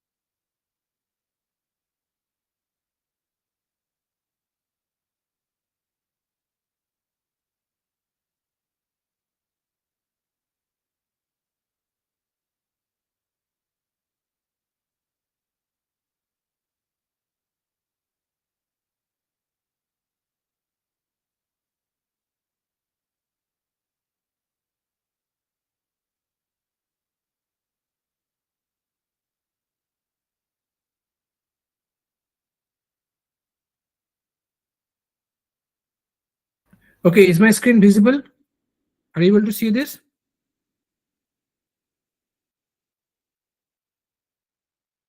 Yes? Okay, just a quick revision that how these things are measured. So once I have, after classification, you will get a this confusion matrix, like how many true positive cases, how many false positive cases, how many true negative cases, how many false negative cases. So based on those value, suppose I was giving you the example that 100 patients to detect a particular disease. So among those 100 patients, suppose this is my confusion matrix. True positive is 40, true negative is 45, false negative is 10, and false positive is 5. Now, based on this data, we have some interesting metrics. So, first is accuracy that I have already discussed. Accuracy is nothing but accuracy means accurate results are given by this true positive and true negative. So, I will check the percentage of this true positive and true negative over all the predictions. So, accuracy is measured as the true positive plus true negative divided by all predictions. So, here in our example, 40 is my true positive case, 45 is my true negative case, and total patients were 100. So the calculation is 85% is coming. So accuracy of my model is 85%. Now, second parameter is the precision. This precision is very important. Precision is will be saying that of all the instances, the model predicted as positive. Means positive means what? That the patient has the disease. Okay, so if the patient has the disease, model has correctly predicted. So how many cases the patient is predicted as the patient has the disease? It is the true positive plus the false positive, because in both the cases, true positive as well as false positive, patient was diagnosed as positive by the model. The patient was predicted by the model as positive, but the patient has the disease. So denominator is representing total positive cases predicted by the model, and true positive is representing that actually how many of them has a particular disease. So this is TP by TP plus FP. So this represent was that how much for all those cases where false positive are very costly, we will check this particular precision value. Costly means if one's false alarm, suppose for a spam filter. Okay. So whenever I am talking about any particular mail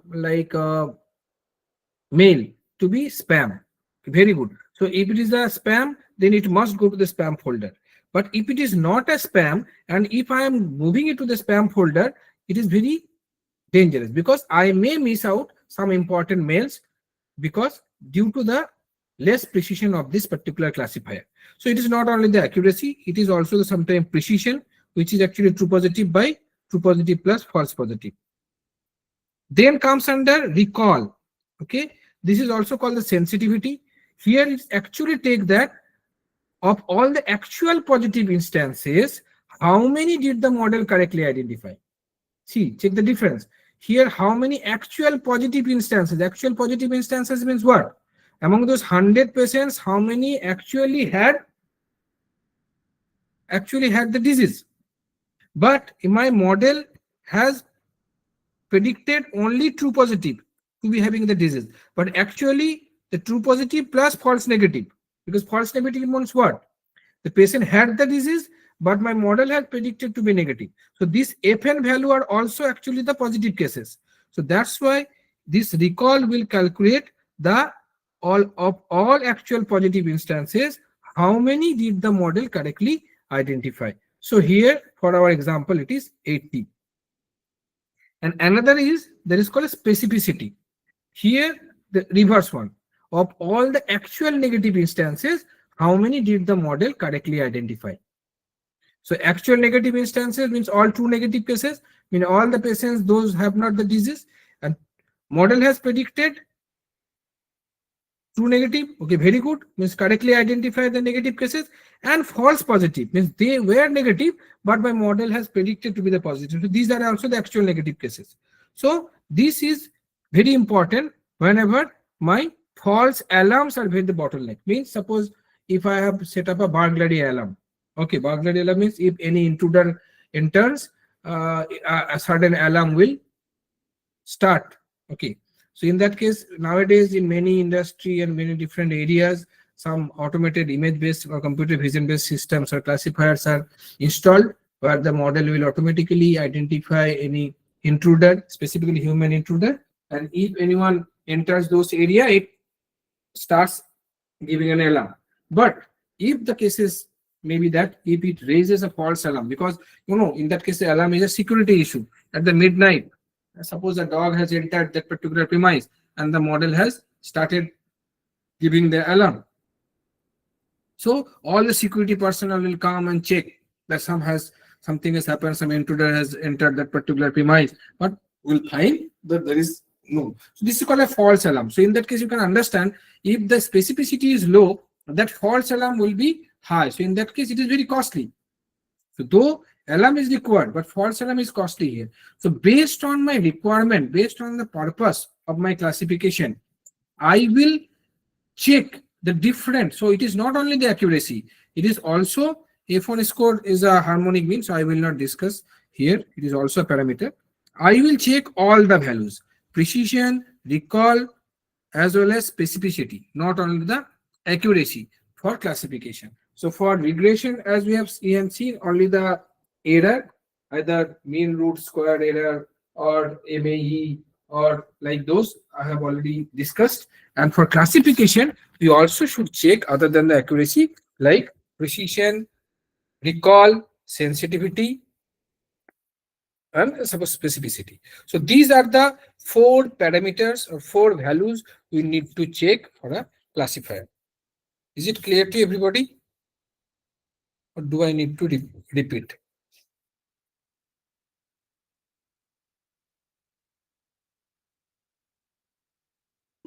Is it clear?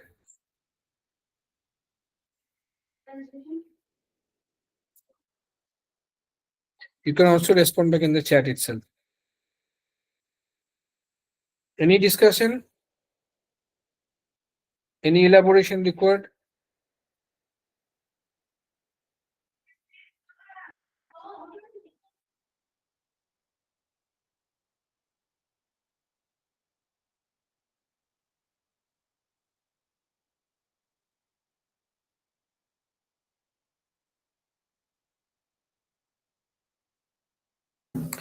Okay, very good then.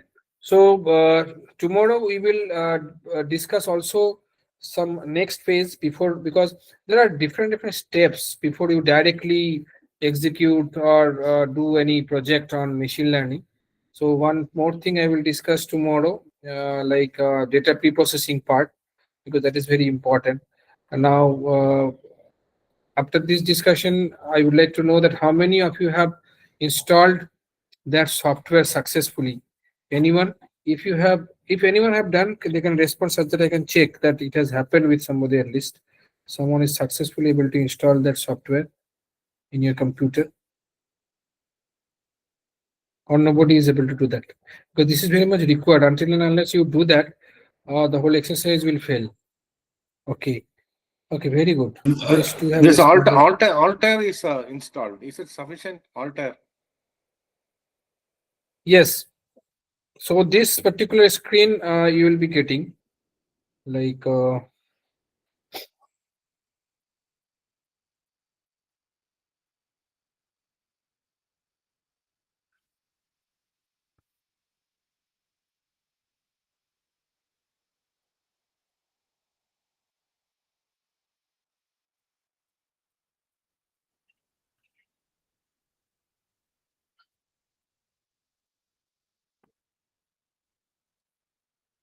this. Are you able to open the software, open the tool? Let me see.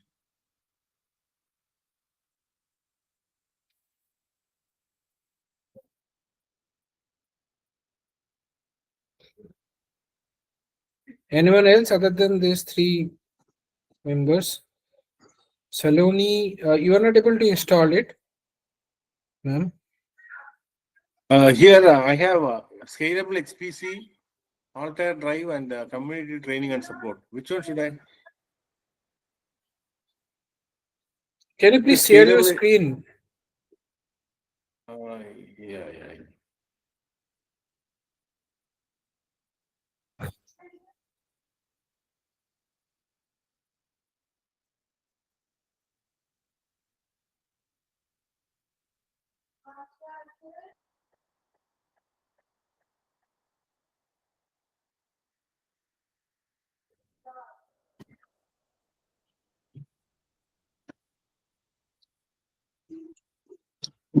This is the screen I am getting.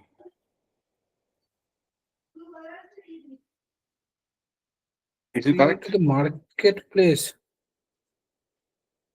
No, you are opening it in the browser. It should be a desktop version, na? You have downloaded and installed. I have not You go down- downloaded anything, but only access I No. registered You in have to the. download a software, na? You have to download a software. That link. That link I missed. I think I missed that link given by you. Okay, please someone share the link with him again. Anyone who have successfully installed and can share his screen, share his or her screen.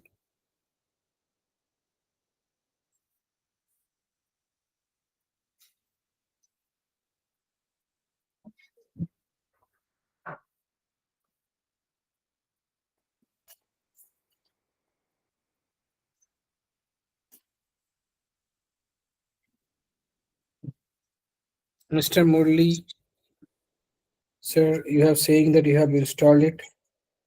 Can you share your screen? Yeah. Very good.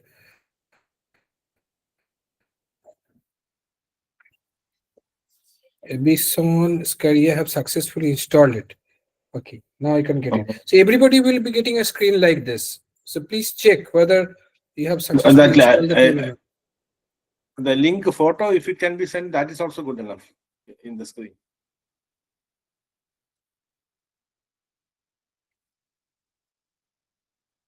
How many of you are getting the screen like this?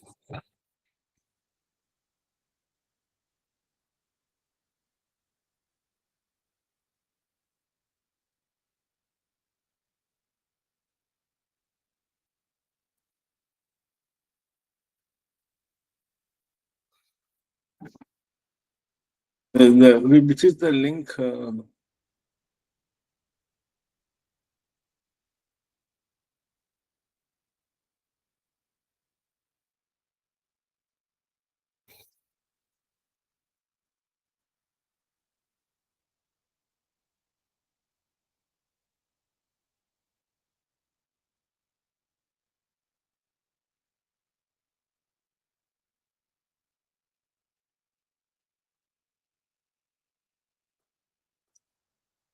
Okay, I can find that many of you have installed it successfully, so I can progress. So those who have not installed it properly, they will try and make it installed before tomorrow's A link, session. can you please share, sir, one more time? Link, can you please share? Link is already shared in the chat. Oh, okay, okay. And also sent by Mr. Datta Bholanath sir in the WhatsApp group as well, I think. Okay.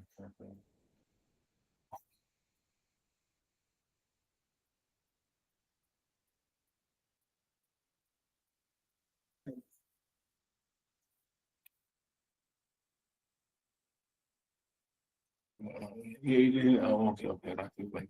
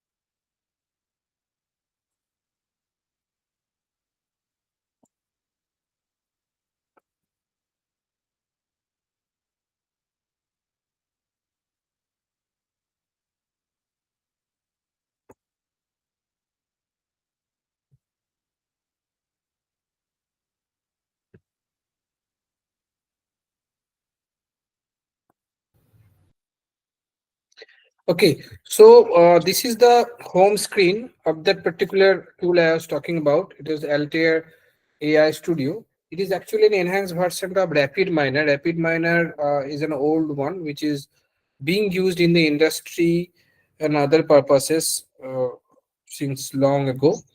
And it has many different versions. Now, recently, it has been occupied by like Altair, which is a system concern maybe of Siemens. So now it has wide application in the industry and business. So that's why I have selected this tool for you. And if you can master this tool, because there is a lot of many things, I'm exploring it over the last week. So I have also many things to explore because there's thousands of different options. So gradually, as you will move, you will be learning more about it.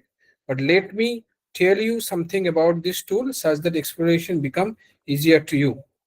Okay, so before you go for like any project or any direct like analysis of any kind of data, I will advise that you all go through the like learning phase. Learning phase means here you will get a tab called step by step product tutorial. So tutorials are very important and you must learn and you must execute at least all the tutorials.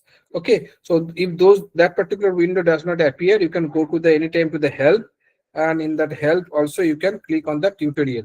Okay, so here you can find that 4 different types of tutorials are there: getting started, prepare data, build a model, collaborate, and scale. So all the things that are needed or necessary for machine learning pipeline, what I call pipeline, because I think that I had that I will complete the discussion of theoretical parts today, but I found that many of you are actually waiting or feeling bored. Maybe too much theory, because I know at this particular age, too much discussion listening is very difficult to concentrate. It happens to everybody. So I thought about demonstration. But one important thing I still didn't discuss, that is the data pre-processing. So whenever I am talking about any data ML pipeline, it actually has different phases. First of all, data integration, data collection and data integration, then data pre-processing, then model identification.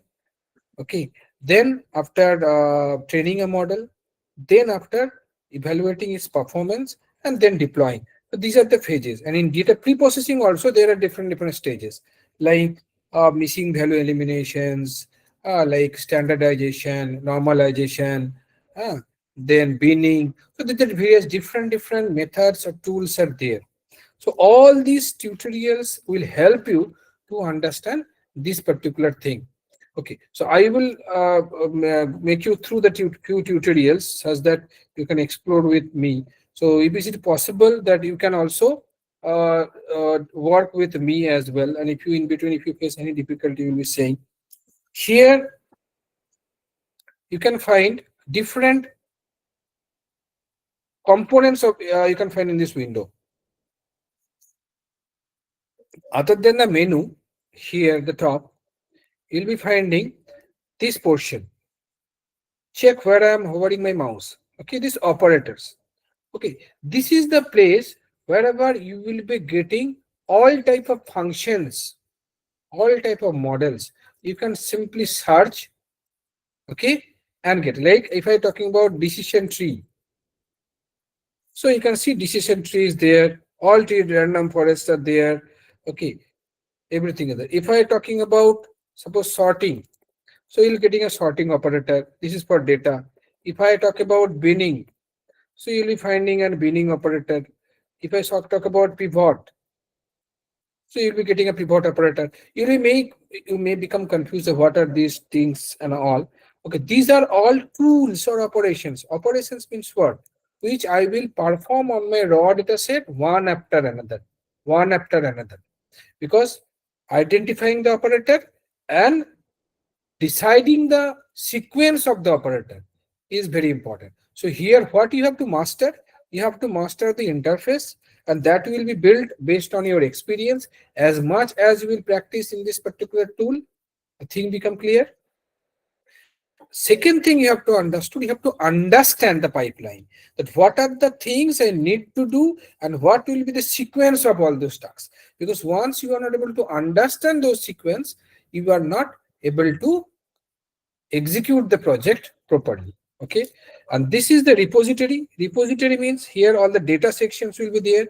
Here some sample data sets are already available. So in this sample part you will find sample data, process templates, all are there tutorials. So here many sample data sets is given for your free demonstration and free tutorial or understanding purpose. Other than that, you can also import data that I will show you tomorrow with this import data option as well. Okay. So this is the portion. So two window I have described. One is the operator window where you will be searching about the operators, and here you will be finding about the different data. This data that you will be taking from Excel file or CSV file, all will be reposited here. Okay, and the parameters at the right hand side here, these parameters will represent about the details about each and every component that we will be adding. In the middle, this is the most important portion. In the middle, you will be finding a process window. This process window is your playground. Playground means here you will be actually combining all the ingredients to cook something. Okay, here you will be taking the data, here you will be taking the process, here you will be taking some pre-processing instrument and all, tuning the parameters, and then you will execute. So this is the purpose. So let me take you through some examples which are already given here. So go to the tutorial for normal novice who are totally new in this data learn means understanding and all. So you can directly start with this very get started, and those who have some familiar understanding about this data and processing, they can start with the prepared data part. But just to show you how to access the data, process it and visualize it, the very starting thing I am doing. So once you click on this tutorial, on left hand side you will check a window will open. Here you will be guided about the description what you have to do. Check very carefully. Left hand. Are you able to see that importing data into AI Studio? A guideline is given. Here it is saying what? How to take a data either from this repository or from your hard drive in this particular process. Okay. So all the guidelines are given. You click next. The next you'll be saying that you have been asked to download an Excel file. Okay. So I have already downloaded this Excel file, and I can import this data from import data. So once I import data, I click, I will be getting my computer, and from here, from your drive, you can access the actual data Excel file wherever it is. So once it is there, you can save it in your local repository. Then you can select a folder as your own choice. Suppose you have these two data I have downloaded and saved by my own, like breast cancer dataset for classification and Titanic dataset. This is also for classification. I have saved here. Okay, so you can save it, and once it is saved here, now from here, just by using drag and drop, you can take the dataset here. Like you can see this Titanic dataset. Okay, let me go through and help you through the import. Okay, so let me first delete this. Okay, so you go to the import. I have already downloaded the what I say.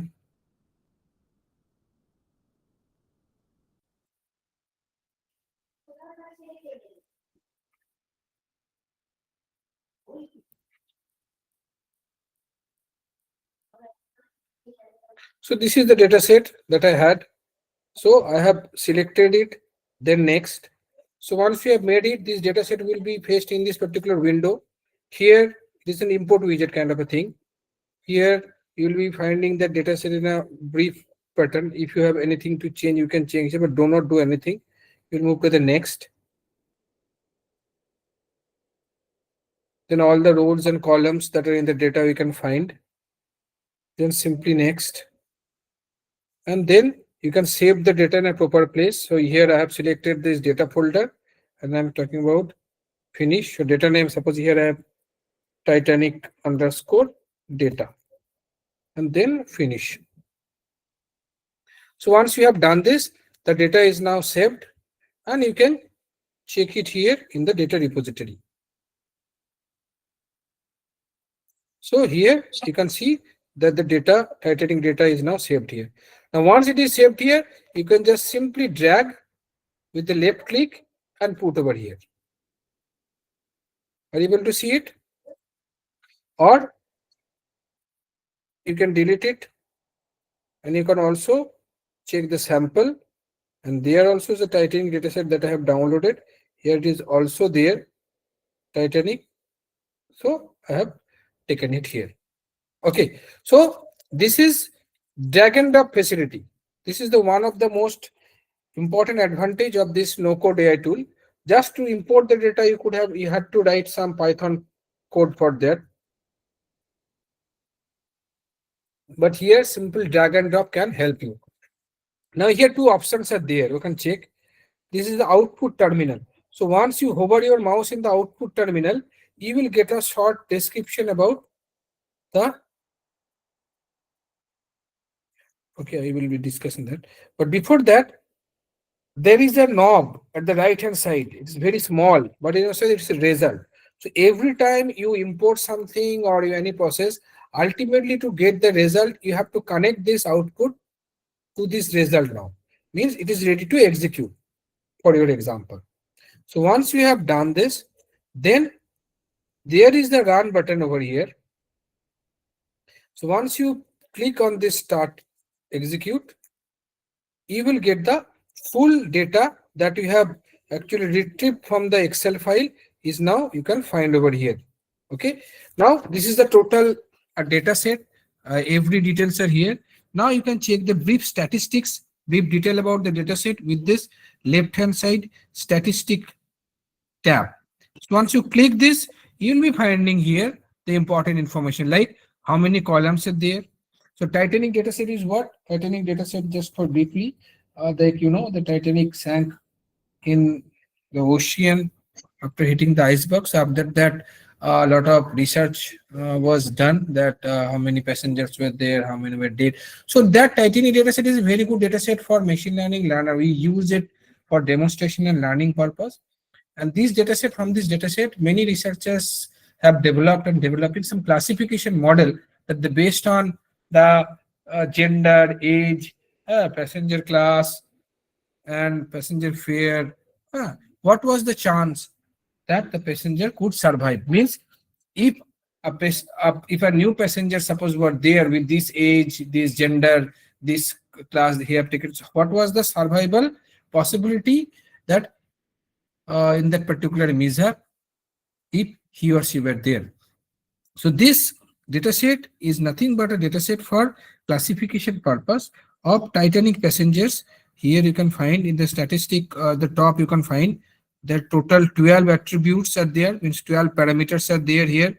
Passenger class, name, sex, age, like how many siblings, number of parents or children, ticket number, passenger fare, cabin, port number, lifeboat they have used or something like that.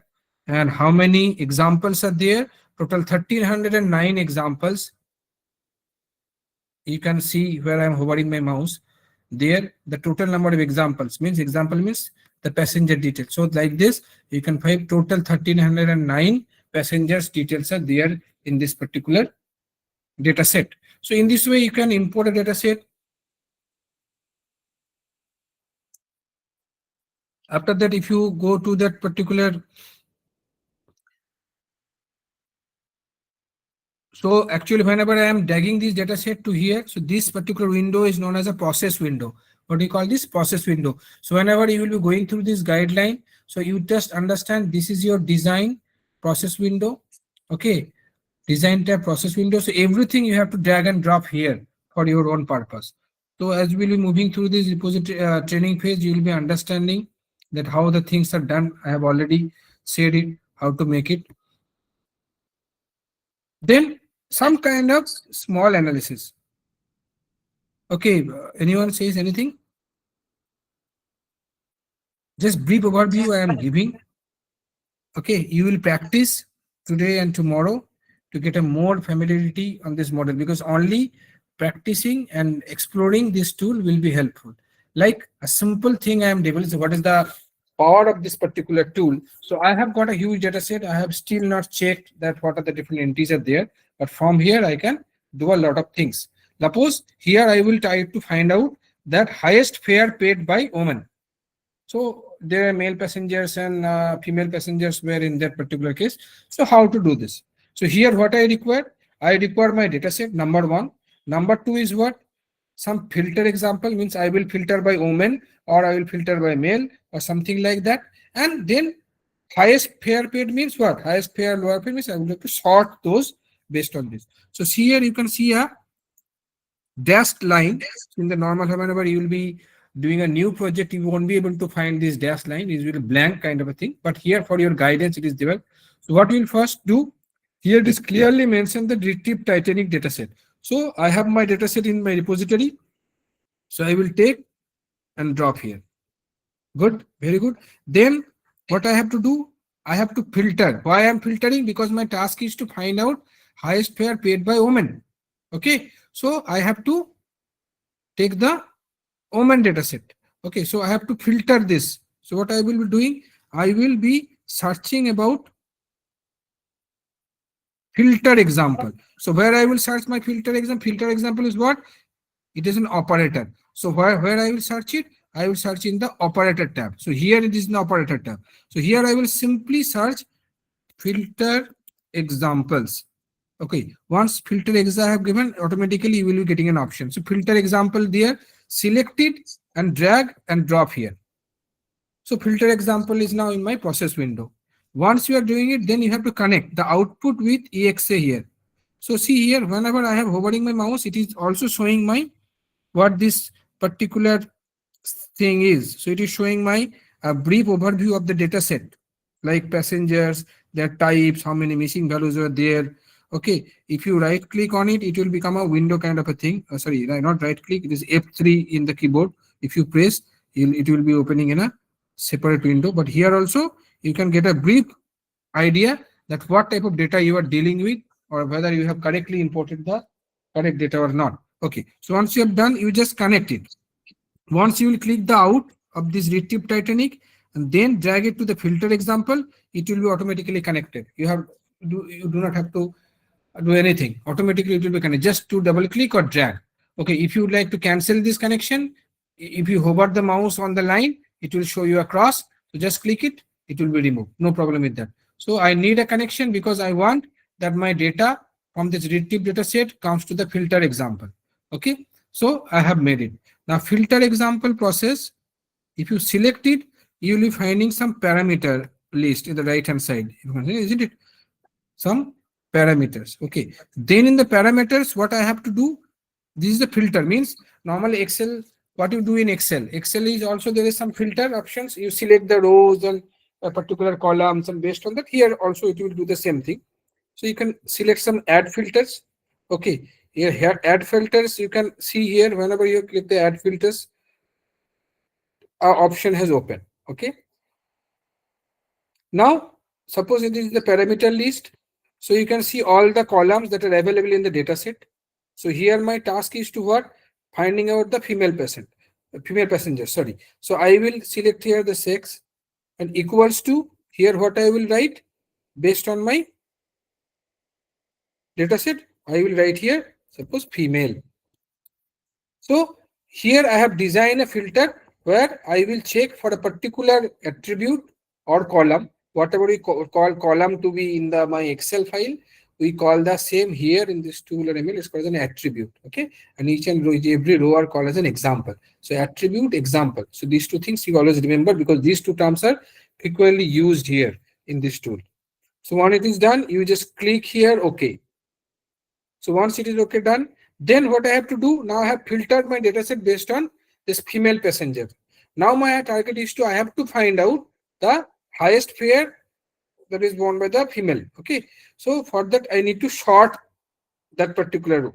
So for that purpose, what I need to do, I need to sort it. So again, where I will find my sort operator, you have to do nothing. You just go search here SORT. You will finding a sort. So sort symbol, all of you know. Just again the same thing. Click and drag over here. Then what you need to do, you have to click the example over here, the output to here. Okay. Then again you have to what? You have to customize this sort, because what type of sort we are actually requiring. It is the ascending order or descending order. Okay. So here also you can check attribute name. So what you will be sorting? You will be sorting the passenger fare. So if you go there, you will be finding that there is a passenger fare option. So select the passenger fare option, and I want the highest to lowest. Okay. So I will be selecting here descending. So once you have done, my sort process is also set. So once I have done this, then my next task is again to connect the output to the result, because this is very important. Once, until and unless you connect it, the process will not run. So once you have made it, then again this run button, run it. So once you have run it, then you will be finding all the female passengers over here now filtered, and you can find it at the right hand side that fare is now sorted from highest to lowest. So this 512, 263. So see, all are here. Okay. So now this is how you can analyze the data, filter it, use it, check it and all. You can also see the visualization over here, a lot of different visualization there. This is a scatter plot.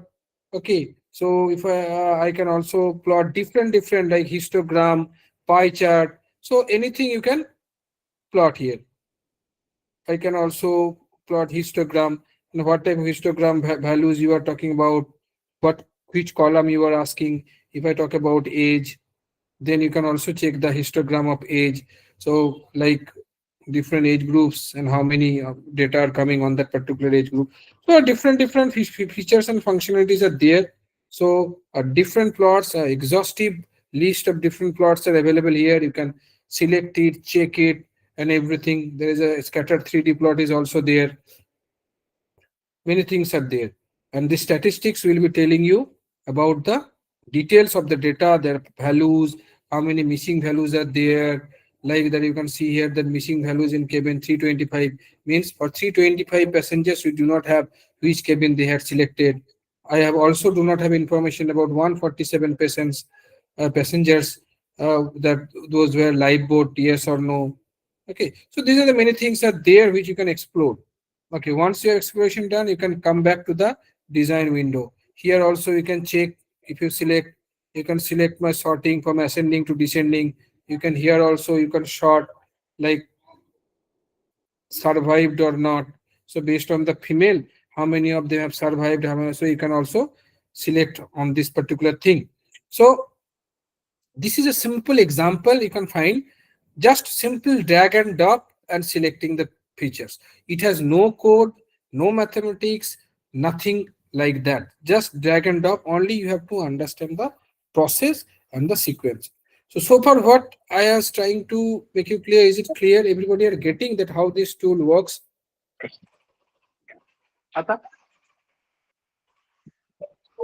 Any comment? Is anyone practicing with me? Are anyone able to open it? Okay, one has responded that it's able to do that. Anyone?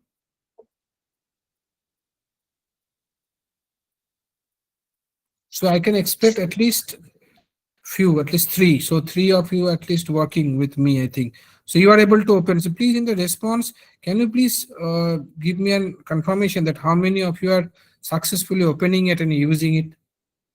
So respond only those who have successfully using and opened and using it. Just write yes in the chat.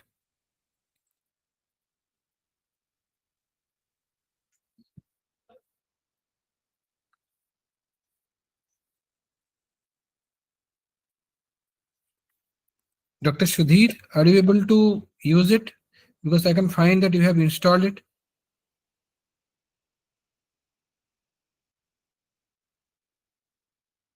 Dr. Sudhir, are you there? Okay, thank you for your response. Anyone else? Because it's very necessary for me to understand, because otherwise I will be doing and you'll be just seeing. You have to do it with me. This is very powerful tool. If you master using it now, many thing will become very easy. Those who are using code base, because those who are from academics, this tool will be very good for demonstrating the students about different learning algorithms, ML models.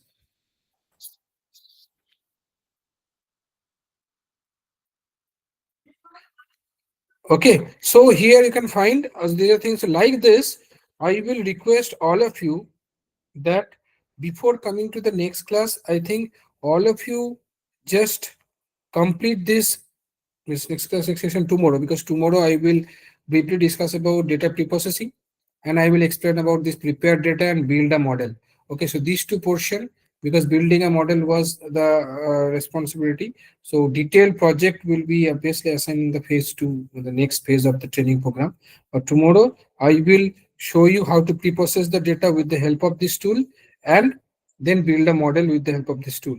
So if possible, those who have installed this tool, just I will request them just go complete this get started like learning guidelines. So these 10 or 8 very simple small steps are there. If you just follow their guideline and do it, you'll be able to understand the flow of that, how it works. And once you are done with this, tomorrow I'll expect that all of you will come with the laptop and this software installed in it, such that we can do simultaneously to explore the power of this no code AI tool. So please install this tool today and tomorrow, such that if, before coming to the tomorrow evening, you'll be able to use it. If you have any doubt or any questions, you can ask me. Okay, please send us data file. Data file you can download from there also, or the same data file is there in the sample list. So right now it is not required. Tomorrow I'll be giving you a data file. So if possible from Kaggle, we will be downloading some data file, okay, which we will be using for training or understanding the more other things. Anyone have any other question?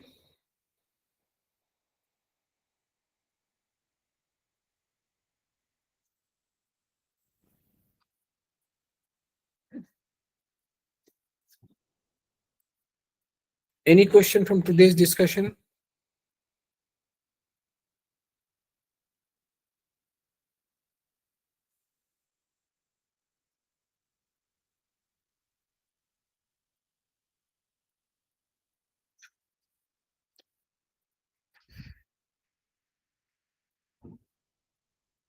So if you have successfully installed it, or if you do not have any question, then I would like to stop here for today. So tomorrow we will directly, after discussing the data preprocessing concepts, then I will be directly moving to this tool and how to means use this tool effectively for your own problem. Thank you, Smita, for your response. So one question: we can import the out. We can introduce our own data into this. Yes, yes, yes. Excel. Okay. Then what about images? If the data is having images, then that also same thing also can be. Same thing can be also done, but processing preprocessing is something different. Okay. Okay. If we can, you can throw some light into that, that will be useful tomorrow. yeah. Tomorrow. Just look at the screen. Look at the screen here. Import data option is there. You can find. Yes, yes, yes. That's correct. But the Excel is possible. I know Excel is possible, but I've done it now. But what about images, image files, or something like that? Image file you can do it. Okay, but this is mainly training the numerical values. Okay, regression and classification. Okay. So we have to convert it. Okay. Yes, yes. If you have features of an image, so you have to convert the image to the features. Then you can use this tool. Okay. Fine.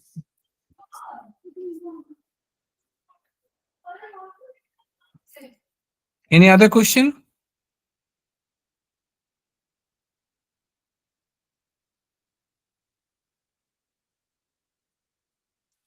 Okay, thank you. Is it possible, sir? Is Okay. it possible to just tell how to import the data? Now I have downloaded and everything is ready now. Just Okay, very one good. chip. Very good. In the screen, you can find there is the plus green plus symbol, import data. Okay. Oh, import it. So from there, you can my computer, then select the Excel file, and then you import it. As here you have used the retrieve Titanic dataset, na? So same thing you can drag here after importing. And how Right it now- will make it will come to my computer? You have to download it first. Is it not import the data? Is it not? Yes, you have to download it.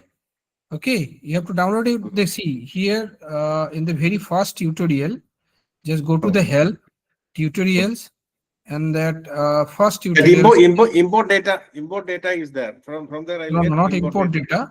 Not import data data. access. You will be getting. Data access. Already some sample data are there in the sample data set, data folder. Here you can find. Okay, just check in this import data below the samples and the data directory is there now. So many sample data are there just for learning purpose. Now you can also download from internet also. Okay, so for that purpose, you just go to the access data, the third tutorial, and there you will be getting a link here. Download this Excel file. Can you find the left hand side? Sir, one second. How did you start with? I got this screen. This screen I got. That's not a problem. After that, Help, tutorials, help tutorials. Okay. then tutorials, then tutorial number 3, accessing data. Click on that. And once you click left hand side, a menu will open, and there you will be finding the download this Excel file to your computer. Okay. So like this, you can download and keep it somewhere, and then take it to this tool through import. Okay.